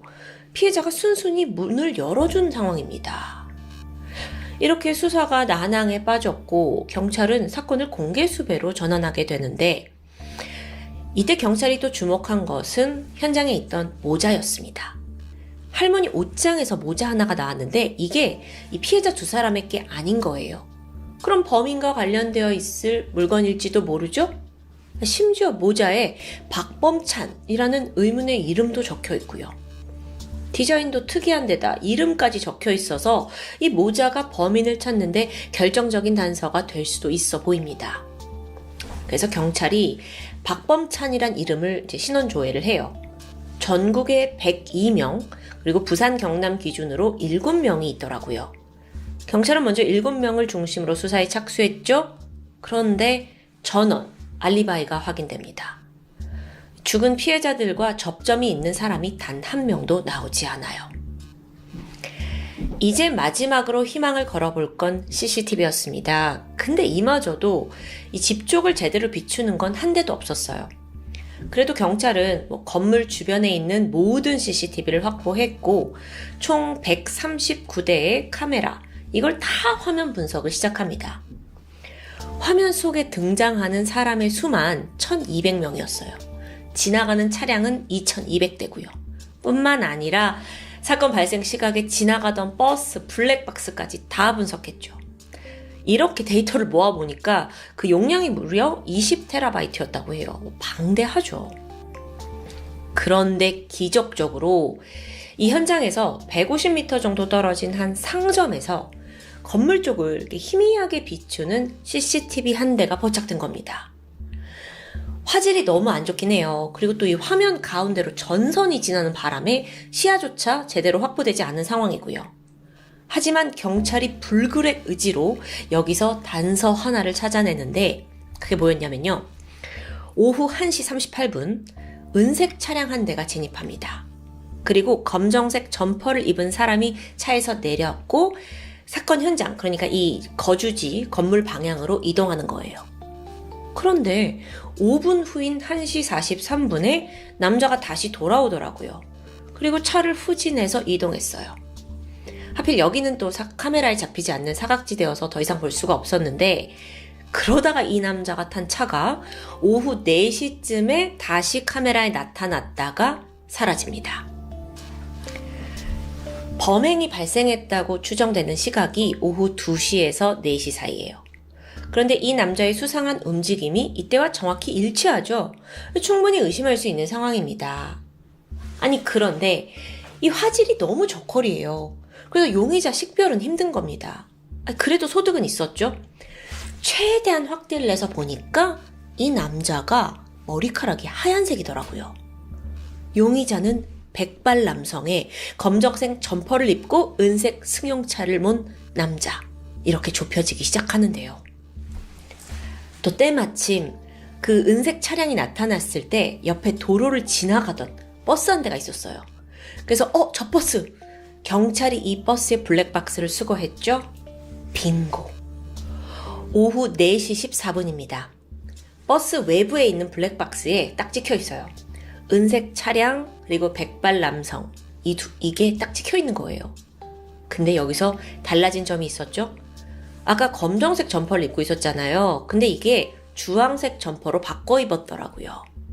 옷을 왜 갈아입었을까? 이게 더 수상하잖아요. 경찰이 즉각 차량 번호 조회했고 그렇게 드러난 차주이자 용의자. 와, 놀랍게도 이 남자가 이미 경찰에서 한 차례 조사를 받았던 피해자의 지인 66세의 김 씨였습니다. 지인이라고요? 네, 정확히 말하자면 피해자, 그러니까 며느리 정 씨의 50년 지기 친구 남편이더라고요. 남편 김 씨요. 자, 기억하세요? 사건 당일 이 며느리 정 씨와 친구는 함께 고교 동창 모임에 참석했습니다. 아니, 근데 그날 왜 친구 남편이 이 정 씨 집 근처를 어슬렁거리고 있던 걸까요? 사실 이 사건이 벌어지고 나서 이 김 씨는 아내와 함께 장례식장에 와가지고 이 상주인 피해자 아들을 막 위로하고 토닥이는 모습까지 보였거든요. 이게 범인이라면 보이지 않을 행동인데 좀 이상하죠. 경찰이 김 씨를 소환해서 조사를 시작합니다. 그리고 이때부터 그가 앞뒤가 안 맞는 말을 하기 시작해요. 사건 당일 현장, 당신 그 근처에 간 적이 있습니까? 라고 먼저 질문을 했더니 아니요, 저는 전혀 간 적이 없어요. 라고 발뺌해요. 그러니까 경찰이 근데 저희가 그날 그 주변에 계신 CCTV를 확보했는데요. 라고 하니까 맞다. 그 옆에 그 스크린 골프장이 있더라고요. 내가 거기 갔어요. 이렇게 말을 바꾸는 겁니다. 그래서 경찰이 그러면 그 스크린 골프장 실내가 어떻게 생겼는지 구조를 말해보라고 했어요. 그러니까 이 남자가 대답을 하지 못하고 머뭇거리죠? 그러다가 돌연 솔직히 고백하겠다면서 사실 내가 그 근처에서 내연녀를 만나고 있었다고, 그래서 내가 말을 제대로 하지 못했다고 하는 거예요. 그래서 경찰이 자, 그러면 내연녀가 누굽니까? 라고 추궁을 하는데 또 횡설수설. 이 역시 거짓말로 확인됩니다. 그렇게 얄팍한 속임수를 반복하던 김 씨가 제풀에 지쳤는지 결국 모든 걸 고백해요. 자신이 정 씨와 정 씨의 시어머니 두 사람을 모두 살해했다고 말이죠. 일단 경찰은 그를 체포한 후에 그가 운영을 하고 있던 가리비 양식장이 있거든요. 그 양식장에 가서 압수수색을 하게 돼요. 보니까 현장에 남아있던 그 족적과 일치하는 구두가 거기 딱 있는 겁니다. 게다가 그 구두의 실밥에서 미량의 피해자 DNA까지 나왔고요. 또 김 씨 소유의 은색 차량을 조사했더니 피해자의 DNA가 버젓이 있었죠. 범행에 사용된 둔기와 훔친 지갑, 정 씨 지갑이 없어졌잖아요. 그 지갑은 지나가는 화물차에 유기했다고 진술합니다. 자, 아내의 50년 지기 친구, 그것도 모자라 그녀의 시어머니까지 살해한 범인 김 씨. 범행 동기가 뭐였을까요? 이들이 무슨 관계에 있었느냐? 아니요. 황당하게도 범행의 목적은 돈이었습니다. 이 김 씨가 가리비 양식장을 한다고 했잖아요. 근데 최근에 이 사업이 좀 실패를 하면서 민사소송에 걸린 상태였어요.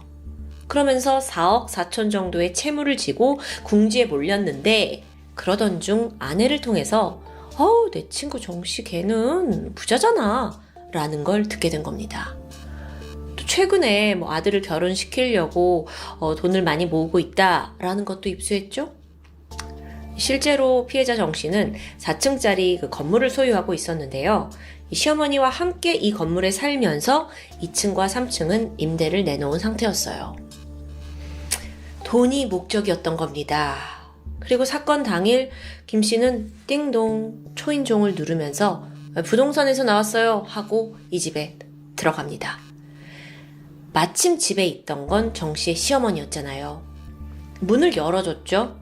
그러자 김 씨는 미리 준비해놓은 장갑을 끼고 둔기로 그녀를 공격했고 이후에 돈 어딨어? 하면서 막 샅샅이 집을 뒤졌습니다. 근데 예상과 달리 이 집 안에 돈이 될 만한 게 별로 없어요. 근데 이미 한 사람을 죽인 상황에서 더 이상 포기할 순 없었죠. 그는 지금 동창회 갔다가 돌아올 정 씨를 기다리기 시작합니다. 몇 시간 후 탈칵 하고 그녀가 집으로 들어옵니다.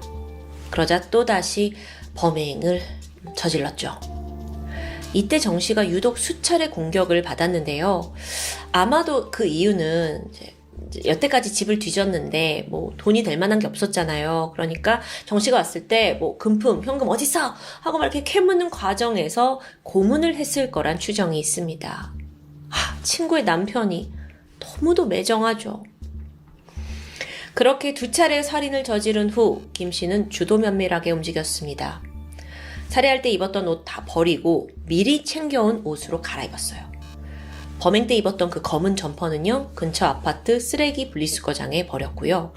그리고 나서 다 끝내고 사우나에 가서 몸을 씻고 나왔다고 진술합니다. 그래서 경찰이 그 행적을 좀 파악하기 위해 CCTV를 찾아보게 되거든요. 그랬더니 사우나 CCTV에서 환하게 웃으면서 나오는 김 씨 얼굴이 찍혀 있었죠. 2014년 3월 14일 현장 검증이 진행됩니다. 이 사건이 워낙 부산을 떠들썩하게 했던 사건이라 많은 인파가 몰렸다고 합니다. 그리고 막 기자들이 몰려들어서 한마디만 해주십시오 라고 하는데 이때 범인이 뭐라고 하냐면 죽을 죄를 지었습니다. 제가 죽겠습니다. 모든 경찰과 국민들에게 죄송합니다. 뭐 이렇게 죄를 반성하는 듯 모습을 보이는데 과연 이게 진심이었을까요? 어이없게도 이런 태도와 다르게 재판에 딱 들어가니까 김 씨가 심신미약을 주장합니다. 자기가 해리성 기억 상실을 앓고 있대요. 해리성 기억 상실이라는 게 뭐냐? 이게 과거의 어떤 특정한 시기에 대한 기억을 잊어버리는 증상입니다. 뭐 트라우마나 스트레스가 있을 때 심리적 요인으로 발생을 하죠. 그러니까 뭐 소위 그냥 기억 상실증이에요. 근데 생각해보세요. 김 씨가 분명 앞서 경찰 조사에서 모든 범행 과정을 세세하게 진술했거든요. 그럼에도 자기가 기억상실증을 앓고 있다라는 거에 뭐 믿어집니까? 말도 안 되는 부분이죠. 심지어 범행 내내 주도면밀했어요? 2번째 피해자 정 씨가 집에 오기까지 기다렸고 또 CCTV 피하기 위해서 의도적으로 차량 옮겨서 주차했고요. 이런 치밀함을 보였는데 해리성 기억상실이라 재판부에서는 그의 주장을 받아들이지 않았죠. 결국 김 씨는 무기징역을 선고받았고 전자발찌 30년 부착이 떨어집니다. 무기징역인 상황에서 전자발찌 부착이 무슨 의미인지는 잘 모르겠어요.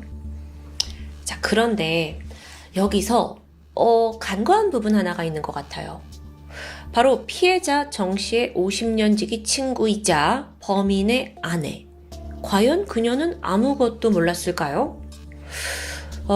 이 부분에 대해서도 경찰이 조사를 하긴 했는데 공범 가능성의 정황은 발견되지 않았다고 합니다. 거짓말 탐지기에서도 진실 반응이 나왔고요. 그 범인의 아내는 남편이 체포되는 그 순간에도 이게 무슨 상황인지 전혀 인지하지 못했다고 해요. 무심코 남편에게 전한 친구의 경제적인 상황 이야기가 이토록 끔찍한 비극을 낳게 될 줄은 상상도 하지 못했겠죠. 결국 이 사건은 돈에 눈이 먼 남성이 아내의 친구 가족을 상대로 저지른 범행인 게 밝혀졌습니다. 피해자가 느꼈을 공포와 배신감, 감히 헤아릴 수조차 없을 것 같습니다. 이 사건은 앞서 좀 경찰분들을 굉장히 갸우뚱했고 면식범이냐 비면식범이냐 하면서 많이 헷갈리는 부분이 있었다고 전해드렸어요. 또 목격자도 없고 증거도 희박해서 사실 자칫하면 미제로 남을 수도 있을 만한 사건이었습니다. 근데 작은 단서 놓치지 않고 꼼꼼하게 파헤친 형사님들의 굳은 의지 덕분에 잘 해결되었다고 봐도 과언이 아니죠. 사건 해결에 힘을 쓰신 부산 진경찰서 수사팀에게 다시 한번 깊은 감사와 존경을 보냅니다. 그리고 마지막으로 억울한 죽임을 당한 피해자들의 명복을 빌겠습니다. 지금까지 금요사건 파일 디바제시카입니다. 안녕하세요. 금요사건 파일 디바제시카입니다. 2020년 7월 11일 56세의 중년 여성 한 씨는 지인들과 함께 강원도로 향했습니다. 산에 가서 산나물과 약초를 따기 위해서였죠. 신나게 도착한 이 일행들이 인제군 북면에 위치한 등산로 주변 한적한 공터에 차를 댑니다. 그리고 설레는 마음으로 산에 올랐죠. 그런데 얼마 지나지 않아서 한씨의 컨디션이 별로 좋지 않음을 느꼈습니다. 아무래도 전날 늦게까지 일을 한 탓이었겠죠. 결국 그녀는 일행들에게 몸이 좀 안 좋다, 차에서 쉬고 있겠다고 말을 했고 그 길로 홀로 산을 내려갑니다. 그리고 안타깝게도 이게 그녀의 마지막 모습이었고요. 해가 쨍쨍했던 오후 2시 30분쯤 한씨의 지인들이 약초를 다 캐고 산에서 내려왔고 아까 그 차를 댄 그 공터로 향합니다. 그리고 가까이 다가가면서 너무도 충격적인 장면을 목격하게 되죠. 쉬고 있겠다던 한씨가 피를 잔뜩 흘린 채 차 옆에 쓰러져 있었기 때문입니다. 주변에 피자국이 낭자했어요. 그리고 무엇보다도 한씨의 목이 반쯤 잘려 있었습니다. 몸에 수십 개의 자상이 남아있고 숨은 이미 끊어져 있고요. 현장에 출동한 경찰은 긴급 수사에 나섰습니다. 조사를 해보니까 한씨의 몸에서 발견된 자상이 무려 49개, 대부분 목 주변이었는데요. 목 주변이었다. 이걸 통해서 경찰은 범인이 살해를 하려는 의지가 아주 강한 사람이었다라는 걸 추정할 수 있었습니다. 목은 급소예요. 급소를 수십 차례 찔렀다는 건 정말 한씨를 죽이고자 덤빈 거나 마찬가지이기 때문입니다. 그렇다면 이런 경우 한씨와 원래부터 깊은 원한이 있는 사람들, 즉 면식범을 범인으로 보는 게 타당하겠죠. 일반적인 생각입니다. 하지만 범인은 예상 밖의 곳에서 등장합니다.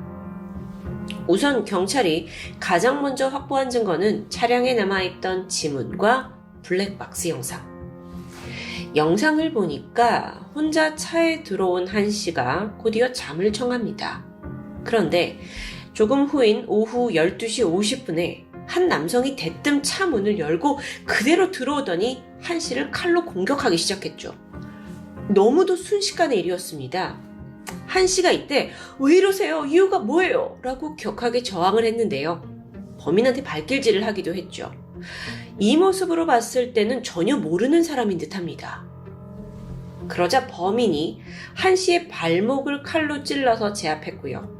그 다음으로 목을 집중적으로 공격해서 한씨는 더 이상 소리조차 지를 수 없었습니다.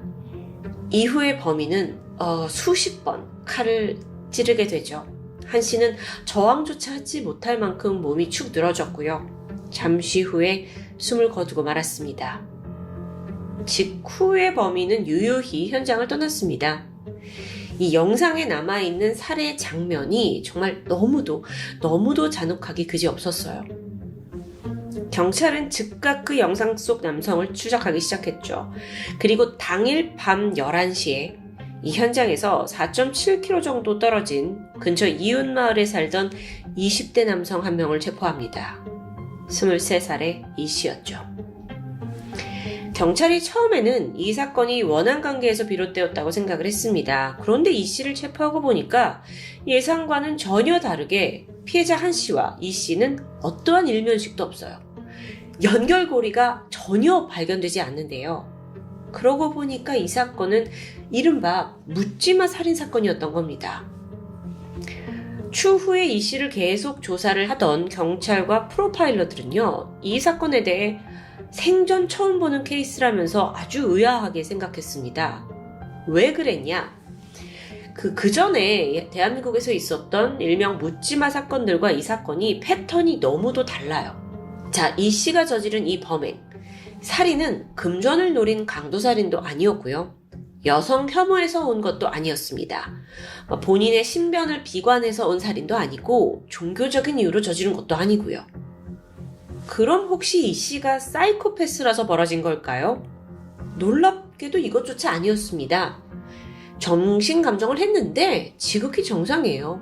특이점이 발견되지 않습니다. 한마디로 이 사건은 문제가 살인의 이유가 없어서 문제였어요. 경찰 역시 도대체 왜 죽인 거냐? 라는 질문에 초점을 맞췄지만 영 답을 찾지 못하는 듯 했죠.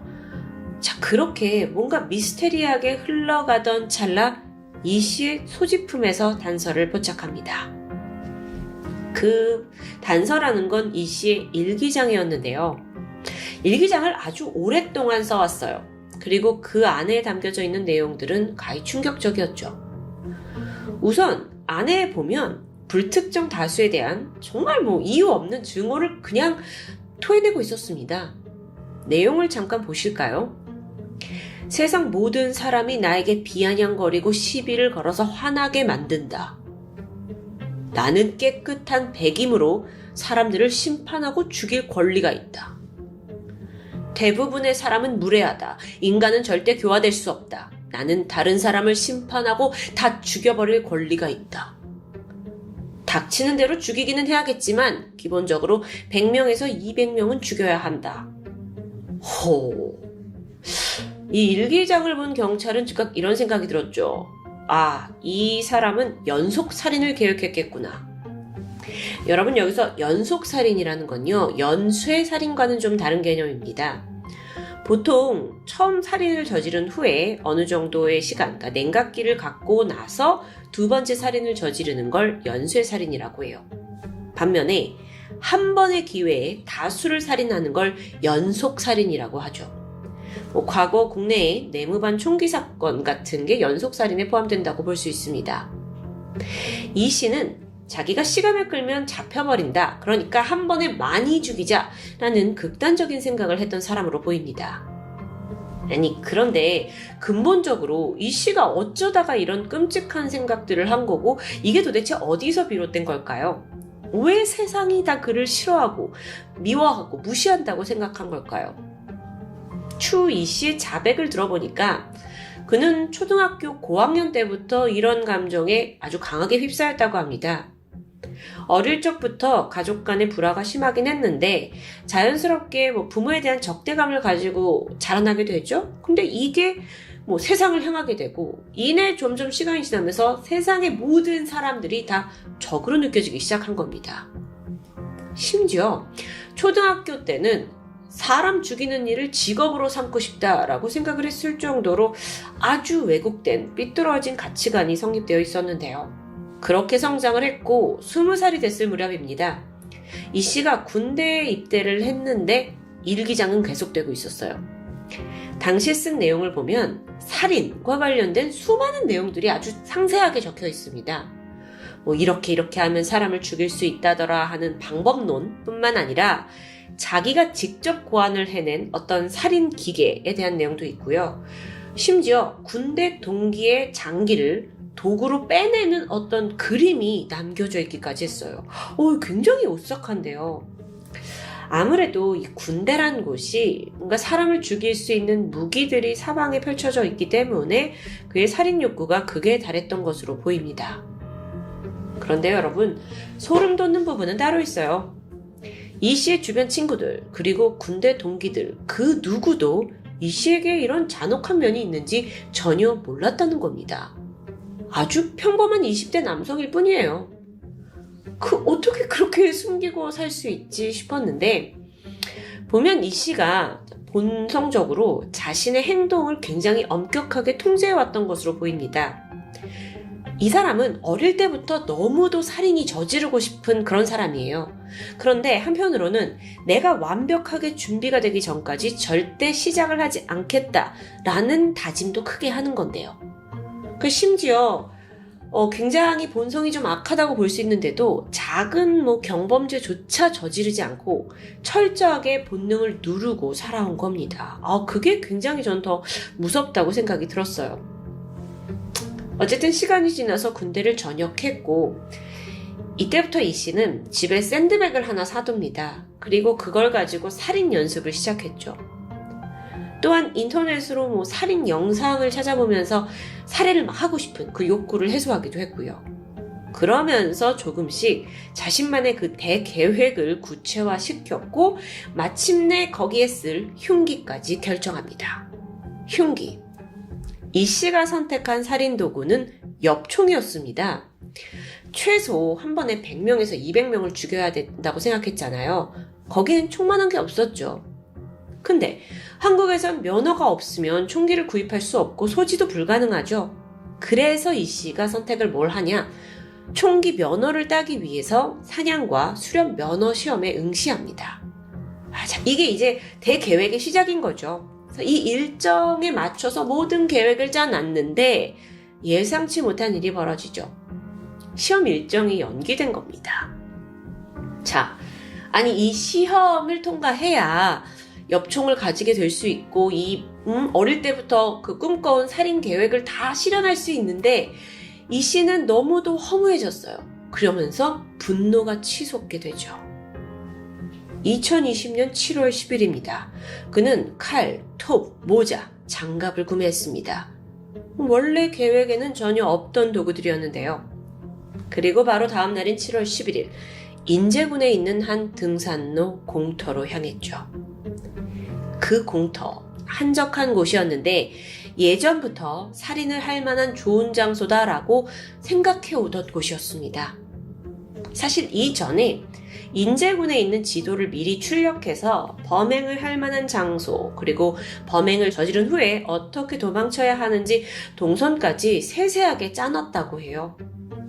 왜 발각이 되지 않아야 하냐라는 것에 대해서는 나는 그래야 더 많은 사람을 죽일 수 있다 라고 이유를 댔던 사람입니다. 그러니까 완전 이 뇌 구조가 너무도 일반적이지 않았던 거죠. 어쨌든 그날 그 미리 찜해놓은 등산로 공터에 도착을 했는데 마침 그때 이 차 안에서 홀로 쉬고 있는 사람이 있었습니다. 바로 중년 여성 한 씨였죠. 한 씨가 피해자가 된 이유는 그냥 하나였어요. 이 씨가 살인을 마음먹은 그날에 그 자리에 있었기 때문입니다.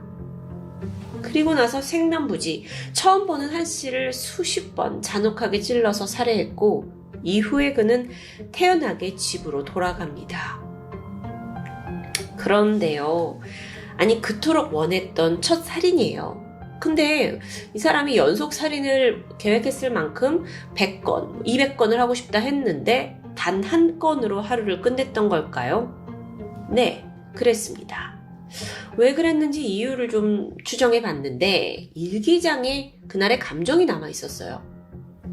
살인을 했는데 흥분이나 재미, 죄책감이 느껴지지 않는다. 그냥 귀찮을 뿐이다. 내가 왜 이딴 걸 위해 지금까지 시간을 낭비했는지 의미도 없고 재미도 없고 귀찮기만 하다. 아예 시작을 말았어야 했나? 다소 좀 모순되는 감정입니다. 그런데 또 이게 살인을 저지른 직후에 그가 써놓은 거기 때문에 만약 그가 잡히지 않았더라면 이 씨가 얼마나 더 무모한 살육을 했을지는 모르는 일이죠. 다행히 이 씨의 행적은 블랙박스에 남아있었고 사건 발생 수시간 만에 그는 검거되었습니다. 검찰은요, 1심, 2심 모두 이 씨에게 사형을 구형했습니다. 워낙 이 인간이 초등학교 때부터 살인 충동에 사로잡혀 있었고 또 구체적인 계획까지 했고 당연히 재범의 위험성이 높은 사람이라고 판단했던 겁니다. 그런데 이 씨는 또 이걸 그냥 받아들이지 않았어요. 심신미약을 주장하면서 치료 감호 처분을 요청했죠. 근데 여러분 기억하시죠? 정신감정 결과 지극히 정상이었습니다. 그래서 받아들여질 수가 없고요. 경찰은 오히려 이 모습을 보면서 이 씨가 반성의 기미라고는 없구나, 더한 처벌이 있어야 된다라면서 혀를 차게 됩니다. 재판 과정에서도 아주 가관의 태도를 보여주는데 범행을 저지른 동기에 대해서 어린 시절에 워낙 불우한 가정 환경에서 나를 자라게 한 부모 탓이라면서 굉장히 연민적인 자세를 보여요. 남 탓을 하고 있는 거죠. 아니, 쓰레기 같은 집구석에서 태어났다고 한들 살인이 정당화될 수 있을까요? 아니죠. 그런데 이런 뻔뻔한 태도를 보이는 건요, 사실 그가 평소에도 굉장히 존경해왔다는 한 범죄자의 태도와도 일맥상통했습니다. 그 사람이 바로 한강 몸통 사건의 범인 장대호였죠. 여러분 장대호 익숙하시죠? 2019년에 모텔 종업원이 자신한테 무례하다는 이유로 그를 토막살인하고 한강에 유기한 아주 흉악 범죄자입니다. 왜 이 사건이 더 유명했냐면 장대호가 아니, 흉악범이 양아치를 죽인 사건일 뿐이다 라면서 굉장히 자기 자신을 정당화하고 또 대중들 앞에서도 한결같이 떳떳한 모습을 보였어요. 다시 이 씨의 일기장에 돌아와 보면 이 장대호를 향한 존경심이 많이 보인다고 합니다. 이 장대호 사건이 획기적인 표본이다 라면서 그가 나의 롤모델이다 라고 적어두기도 했죠. 특히나 이런 부분이 있었는데요. 한 번의 거만함, 무례함으로 죽을 수도 있다는 걸 사람들에게 상기시켜줘야 한다.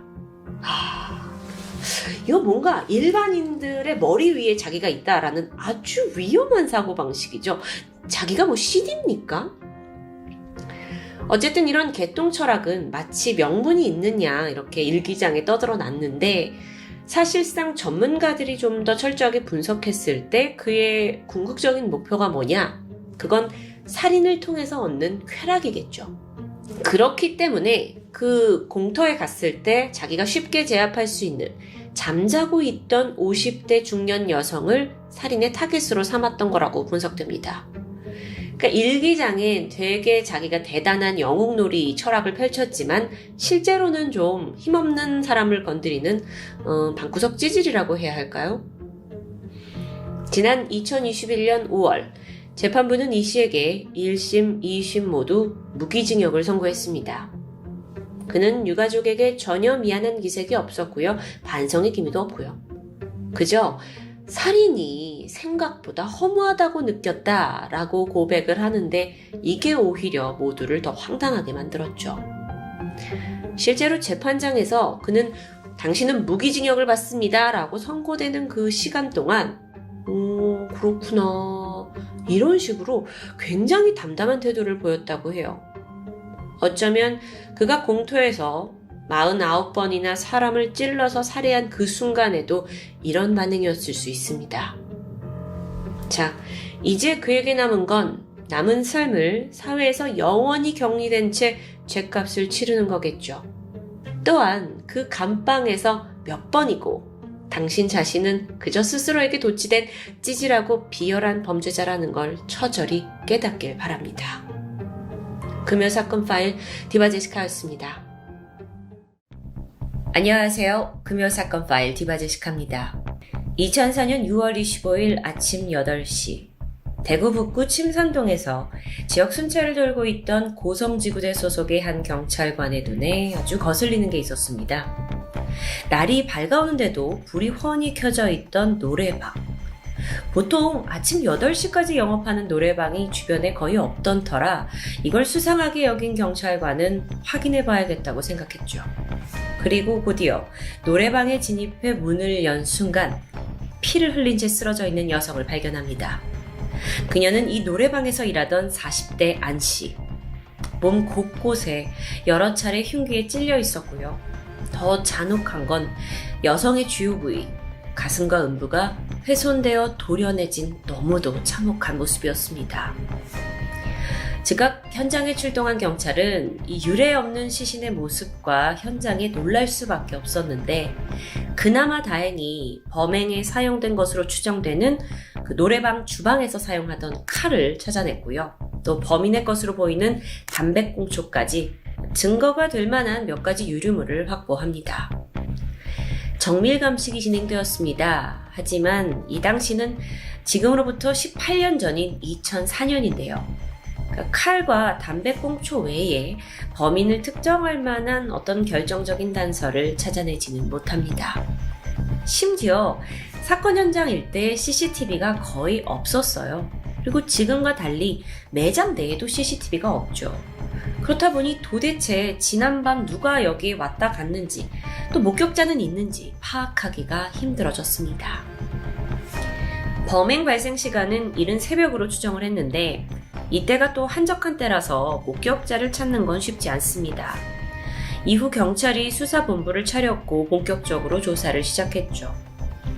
우선 이 사건을 좀 들여다보면 시신의 훼손 상태가 너무도 참혹합니다. 그래서 수사 초기에는 이건 원한에 의한 범죄가 아닌가를 의심하게 되는데요. 그렇다면 노래방 단골 손님 중에서 혹시 안 씨에게 불만을 가지고 있던 사람이 있는 건 아닐까요? 그런데 사실 이 노래방은 안 씨가 주인이 아니었습니다. 그녀의 오빠가 운영하던 곳이었죠. 평범한 주부였던 안 씨는 종종 오빠 가게에 나와서 가게 일 봐주고 알바비를 받는 정도였는데요. 실상 이 노래방에서 오랜 시간을 보내지는 않았죠. 그렇다면 손님과 불화가 벌어진 사건으로 보긴 좀 힘듭니다. 혹시 개인적인 원한 관계나 돈 문제로 얽힌 사람이 있는 게 아닌가 싶었지만 딱히 그것도 아니었고요. 결국 수사팀은 실마리를 찾지 못하고 사건은 미제로 남게 됩니다. 그런데 이 사건을 절대 잊지 못하고 매일같이 현장을 맴돌던 이가 있습니다. 바로 피해자 안 씨의 아들 김 씨.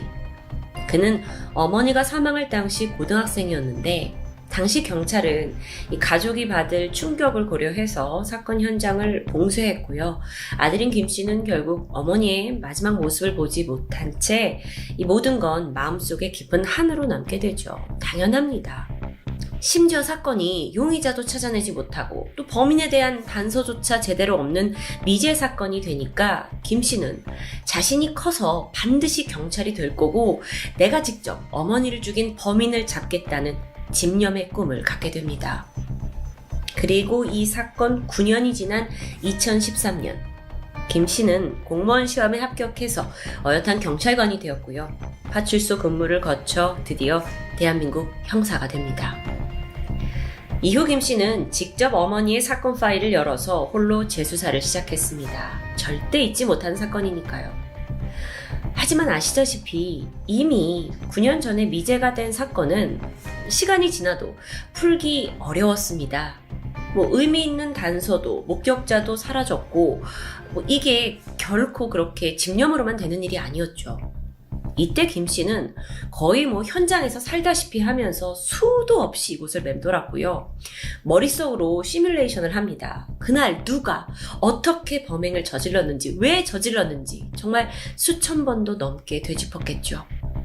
그런데 이런 노력이 무색하게도 추가 단서가 한 개도 나오지 않습니다. 김 씨 또한 이걸 포기해야 하나 하는 상황에 이르게 되는데요. 이때 하늘이 도왔던 걸까요? 전혀 예상치 못한 곳에서 범인의 윤곽이 드러납니다. 2017년 11월 21일 저녁 11시 50분 대구 중구의 한 골목길에서 폭행 강도 사건이 발생했습니다. 귀가하던 20대 여성이 신원 미상의 남성이 휘두른 방망이에 머리를 수십 차례 가격당한 후에 들고 있던 핸드백을 빼앗긴 사건이었죠. 여자는 큰 부상을 입었지만 다행히 사망하진 않았습니다. 신고를 받고 경찰이 출동을 해보니까 현장 인근에서 CCTV에 범인의 행적이 남아있었어요. 그리고 얼마 지나지 않아 범인으로 추정되는 그 실루엣의 한 남성이 여성을 폭행한 현장 인근을 배회하면서 담배를 피우는 모습이 포착됩니다. 이때 얼굴이 제대로 찍히지는 않았어요. 그래서 신원을 파악할 수는 없었는데 그런데 남성이 떠난 자리에 남아있는 담배꽁초가 있습니다. 경찰은 이 현장에서 어떤 게 그 사람 건지 모르잖아요. 그래서 버려져 있던 담배꽁초를 모조리 수거했고요. 하나하나 국가수의 DNA 감정을 의뢰하게 되죠. 그리고 믿을 수 없는 결과가 나왔습니다. 이 국가수에 있던 장기 미제 사건 DNA 데이터베이스에 이 남성의 것과 일치하는 DNA가 나온 겁니다. 그리고 그게 놀랍게도 2004년 노래방 안씨 살인 사건의 현장에서 발견된 DNA와 동일했던 겁니다. 즉 범인이 같은 인물이란 뜻이죠. 이 결과는 미제 사건을 해결할 정말 절호의 찬스입니다. 그래서 경찰이 즉시 수사본부를 꾸렸고요. 이 두 사건을 일으킨 범인을 쫓기 시작하죠. 가장 먼저 현장 일대 CCTV 수거했고요. 그리고 또 근처에 휴대폰 기지국에 남아있는 통화 기록들을 전부 분석합니다. 엄청난 작업이었죠. 하지만 그 노력 끝에 유력한 용의자가 떠오릅니다. 그는 바로 48세의 남성 이광수. 사건 현장에 그가 있었다는 증거, 그게 CCTV와 통화 기록으로 명백히 남아 있습니다. 범인인 게 거의 확실했어요. 이제 경찰이 이광수의 행적을 추적하면서 거주지를 알아냈고요. 2017년 12월 28일 아침 6시에 자택 앞에서 잠복을 하고 있다가 출근하는 그를 즉각 체포하는 데 성공합니다. 그렇게 오랜 시간 숨어있던 미제 사건의 범인이 마침내 검거되는 순간이었겠죠. 그런데 이광수는 이 두 사건에 대해 범행을 완강히 부인합니다. 하지만 그렇기엔요, 경찰이 가지고 있는 증거가 너무 명확하고 예리했죠. 그렇게 강하게 압박을 하니까 버티다 못한 이광수는 결국 범행 일체를 자백하게 돼요. 그럼 이제 살해 동기가 궁금해지는데 9년 전 일면식도 없던 안 씨를 도대체 왜 그렇게까지 잔인하게 살해한 걸까요? 이광수에 따르면 그는 그날 노래방을 다 끝내고 계산을 하던 중에 아니 이거 술값이 너무 비싸게 나온 거 아니냐? 라며 프런트에 있던 안 씨와 목소리를 높이게 됩니다. 그리고 그게 말다툼으로 번지게 되는데 이때 화를 참지 못한 이광수가 우발적으로 안 씨를 살해했다고 주장하는데요. 그런데 여기서 경찰이 아주 예리한 지적을 합니다. 과연 이광수가 지난 2004년 살인을 저지른 후에 다시 2017년, 그러니까 최근 그 강도 범죄를 저지르기까지 그 13년이란 시간 동안 정말 조용히 살았을까? 라는 의문이었습니다. 그러니까 범행이 정말 이 두 건이 다일까? 라는 의심이죠. 그래서 혹시나 하는 생각에 수법이 유사한 케이스를 조사해 보는데 마침 이때 또 다른 미제 사건이 떠오릅니다. 그건 2009년 2월 3일 대구 수성구 범어동에서 발생한 노래방 주인 살인사건이었습니다. 피해자는 40대 여성 유 씨였는데 자신이 운영하고 있던 노래방에서 흉기에 여러 차례 찔린 채 사망해서 발견되었죠. 같은 대구 지역 노래방에서 발생한 사건이고요. 피해자의 특성도 유사하고 당시 현장에 별다른 증거가 없다는 점까지 비슷합니다. 경찰에 촉이 발동했고요. 이 두 사건의 연관성을 두고 면밀히 조사해본 결과 범어동 유씨 살인사건 역시 이광수의 짓인 게 드러납니다. 아주 미친놈이죠. 또 범죄를 저지른 겁니다. 한편으로는 사실 범인 한 명 검거로 인해서 3건의 사건이 해결되는 통쾌함이 경찰에게 느껴졌겠죠. 연쇄 살인을 저지른 이광수는 분명 보통 놈이 아니었습니다. 경찰은 그의 말에 신빙성이 없다고 판단을 해서 강도 높은 조사를 벌이는데요. 그러다 결국 자신의 자백에 거짓이 있음을 인정하고 사실을 털어놓습니다. 앞서서 안 씨와 술값 때문에 싸우다 벌어진 일이다 라고 말을 했는데 실제로는 성폭행을 시도하려고 하다가 실패하자 저지른 살인임을 자백하게 된 겁니다. 사건 당일 그는 노래방에 지인과 함께 있었습니다. 그런데 지인이 떠났고 안 씨와 단둘이 남게 되자 성폭행을 시도합니다. 그런데 안 씨가 격렬하게 저항했어요. 그래서 실패하자 분노했고 주방에 있던 칼을 꺼내서 그를 살해했던 겁니다. 그럼 여기서 그 시신의 주요 부위가 훼손되어 있던 것은 어떻게 설명하느냐? 자신의 어떤 성적 욕구를 해소하지 못한 데 대한 분노로 이런 행동이 나온 것으로 분석이 돼요. 그리고 그때로부터 5년 후에 유씨 노래방 사건에서도 마찬가지였어요. 그날도 유흥을 즐기던 이광수가 성적 욕구에 사로잡혔고 가게에 있던 유씨를 제압했는데 그녀가 저항하게 되자 얼굴을 마구 폭행하게 됩니다.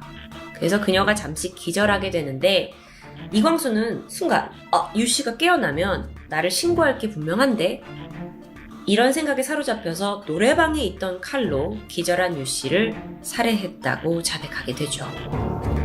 그리고 놀랍게도 이 사건에 실마리를 제공했던 그 폭행 강도 살인 사건 역시 애초에 강간 살인이 목적이었던 게 밝혀집니다. 그러니까 처음에 성폭행을 한 후에 살해하려고 했는데 그게 미수에 그치니까 그냥 핸드백만 가지고 도주한 겁니다. 더러워. 무려 3건의 강간미수 그리고 2건의 살인, 이 모든 걸 저지르면서 이광수는 반성의 기미 없이 오히려 현장을 맴돌면서 태연히 담배를 피우는 모습을 보였습니다. 그리고 그 담배꽁초가 이 모든 해결의 실마리를 제공했던 거죠. 2018년 7월 재판에서 검찰의 주장이 뭐였냐? 이광수는 당연히 사형을 받아야 된다. 거듭 강조했어요.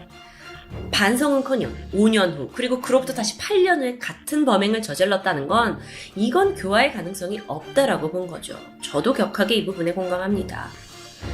결국 9월에 열린 결심 공판에서 이광수에게는 최종 무기징역 그리고 10년간의 신상정보 공개 처분이 내려집니다. 재판부 또한 이광수가 추후에 교화나 개선의 가능성이 없다고 판단하면서 내린 결정이었습니다. 2018년 이래 그는 현재 복역 중에 있죠. 자, 그렇다면 누구보다 간절히 범인을 잡고 싶어 했던 안 씨의 아들 김 씨는 어땠을까요? 사실 담배꽁초에서 그 동일한 DNA가 나왔다고 했을 때부터 그는 수사본부에 합류하고자 했습니다. 어머니 죽인 범인 잡고 싶어서 경찰이 된 사람입니다. 그러니까 당연히 이제 단서가 나오니까 자신이 그 사건에 들어가고 싶었겠죠. 그 심정은 충분히 이해할 수 있습니다. 하지만 그는 결국 수사본부에서 배제됩니다.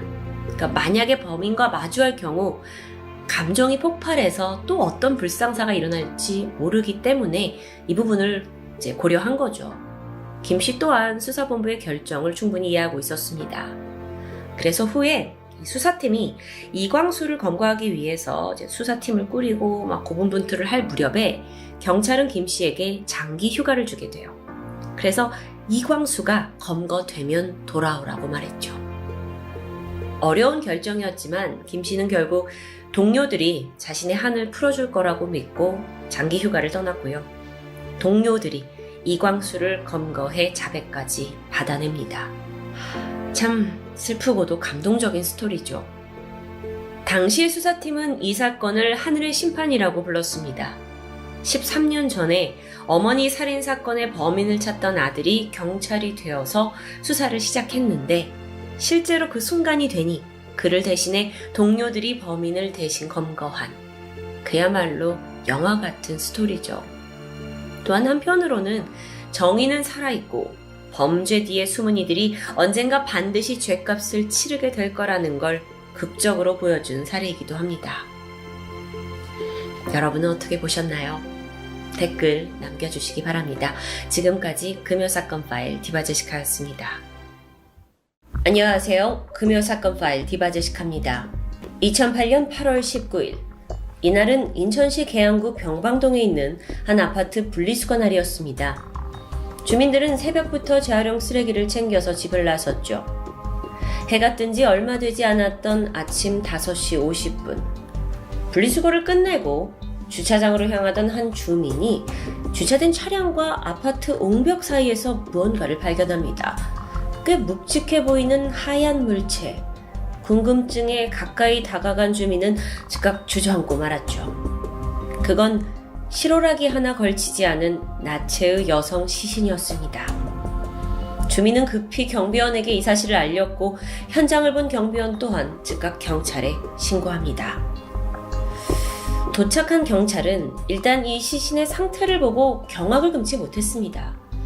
여성의 얼굴은 폭행을 당한 듯 멍으로 가득했는데 그마저 심하게 부어있어서 얼굴을 식별하기 아주 어려운 정도였습니다. 다만 그녀가 나이가 좀 있는 여성인 것 같다라는 것만 추정했죠. 그런데 끔찍한 건 또 있습니다. 시신의 음부에 막대기가 꽂혀 있었다는 점입니다. 게다가 그로부터 흘러나온 피가 바닥에 흥건히 고여 있었던 정말 너무도 현장이 참혹하고 엽기적인 살인사건이었죠. 이 시신의 모습을 본 경찰은 피해자가 분명 큰 원한을 샀던 게 아닌가라고 여겨질 만큼 아주 훼손 상태가 심각했습니다. 안타깝게도 현장에서는 별다른 증거가 발견되지 않았는데 유일한 건 시신 옆에 있던 차에 찍혀있는 지문이었죠. 근데 그것조차 형태가 불분명한 쪽지문이었습니다. 경찰은 우선적으로 신원 파악에 나섰는데 피해자는 나이가 지긋한 중년 여성이었습니다. 63세의 송씨. 이 시신이 발견된 아파트에서 약 50m 정도 떨어진 다세대 주택에 거주하던 분이었죠. 그 집은 대문 앞에 커다란 대추나무가 심어져 있었다고 해요. 3층짜리 건물이었는데 이웃들은 그녀를 대추나무집 할머니라고 불렀었죠. 송 씨는 병방동에서 사실 꽤나 유명인사였습니다. 평소 화려한 옷차림을 즐겼고 또 친구들과 춤도 잘 추러 다니셔서 멋쟁이 할머니로 소문이 나 있었죠. 결코 누구에게 원한을 살 만한 인물이 전혀 아니었습니다. 그저 본인이 소유한 이 대추나무 다세대집의 월세를 두고 그 소득으로 남편과 여생을 즐기고 있던 송씨 할머니. 그런데 누가 그녀를 이렇게 잔혹하게 살해한 걸까요? 부검 결과 송씨의 사인은 경부압박 질식사였습니다. 그러니까 목을 졸랐다는 건데요. 송씨의 상체에서 다행히 범인의 것으로 추정되는 DNA가 검출됩니다. 경찰이 상황을 추정해 봤을 때 누군가 송씨를 성폭행하려다가 실패했고 이후에 얼굴을 무차별적으로 폭행한 후 끝내 목을 졸라 살해한 것으로 보입니다. 그리고 마지막엔 어떤 심리였는지 분풀이였는지 음부에 막대기를 꽂았던 것으로 추정되죠. 60대 여성에게 이건 너무나 끔찍한 처사입니다. 사건 당일 송씨의 행적을 좀 살펴보면 전날 8월 18일 오전 그녀는 친구 생일을 축하하는 자리를 가졌습니다. 그래서 부천으로 향했고 저녁에 모임을 끝내고 지하철 1호선 부천역을 출발해서 인천 도시철도 1호선 임항역에 내리는 모습이 CCTV를 통해 확인됩니다. 그날 밤 10시 56분 송씨가 혼자 병방 시정 주변의 한 빌라를 지나는 모습이 CCTV에 남아 있습니다. 그리고 이것이 그녀의 마지막 모습이었죠. 영상으로 확인한 모든 경로에서 송씨는 혼자 이동하고 있었습니다. 그래서 이 단서를 통해 추정해본 이 사망 시간은 18일 저녁 11시부터 다음날 오전 5시까지로 좁혀지게 되죠. 현장을 좀 더 살펴볼까요? 시신이 발견된 곳 맞은편에는 아파트 놀이터가 있었고요. 약 20-30m 떨어진 곳에 후문 경비실이 바로 있었습니다. 시신을 이곳에 유기하러 온 범인, 분명 흔적을 어딘가 남겼을 텐데 경찰은 놀이터와 경비실 사이 모든 구역을 집중 수색하게 되죠. 그 결과 버려져 있던 송씨의 소지품 몇 가지를 찾아냅니다. 아파트 옹벽 위의 화단에서 그녀의 화장품, 우산이 발견되었고요. 얼마 떨어지지 않은 곳에서 가방도 발견됩니다. 뿐만 아니라 그 경로에 무언가를 불태운 흔적도 있었어요. 그러니까 범인이 송씨의 소지품을 태워서 완전 범죄를 노린 것으로 보였죠. 안타깝게도 범인에 대한 단서는 더 이상 나오지 않았습니다. 인근 계양구에 사는 유사범죄 전과자들을 모두 조사했지만 뚜렷한 혐의점을 가진 이는 없었고요. 한편 중년 여성을 이렇게 살해하고 또 시신을 심하게 훼손했다라는 점에서 단순한 놈이 아닌 듯 했습니다. 그래서 이때 경찰은 마약 상습 투약자들도 용의선상에 올리게 되죠. 잔혹도가 그 정도로 상식을 벗어났기 때문입니다. 그러니까 마약에 취해서 뭔가 이런 끔찍한 일을 벌인 게 아니냐라고 생각했는데 이들 중에서도 용의자는 나오지 않습니다.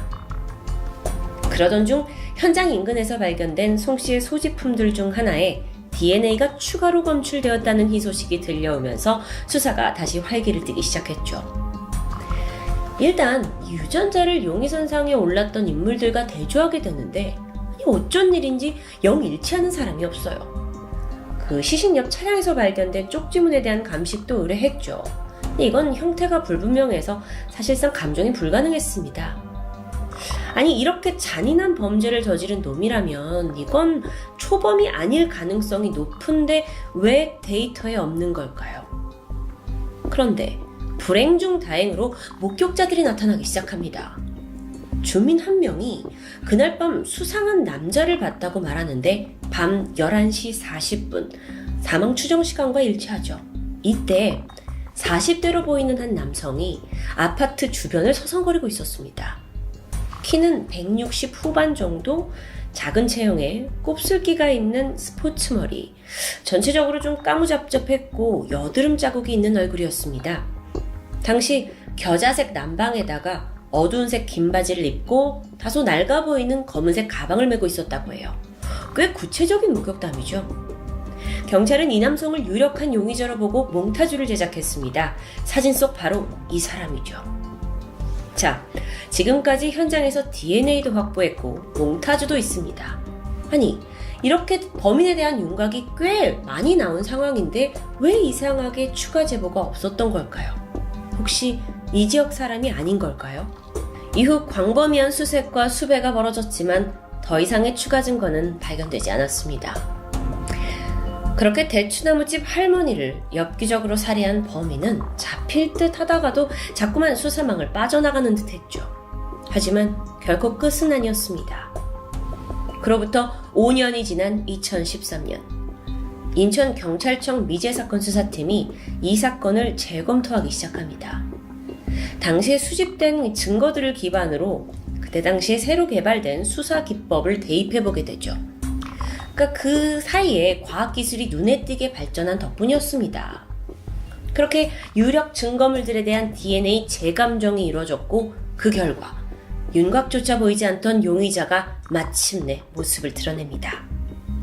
그는 40대 조선족 남성 A씨.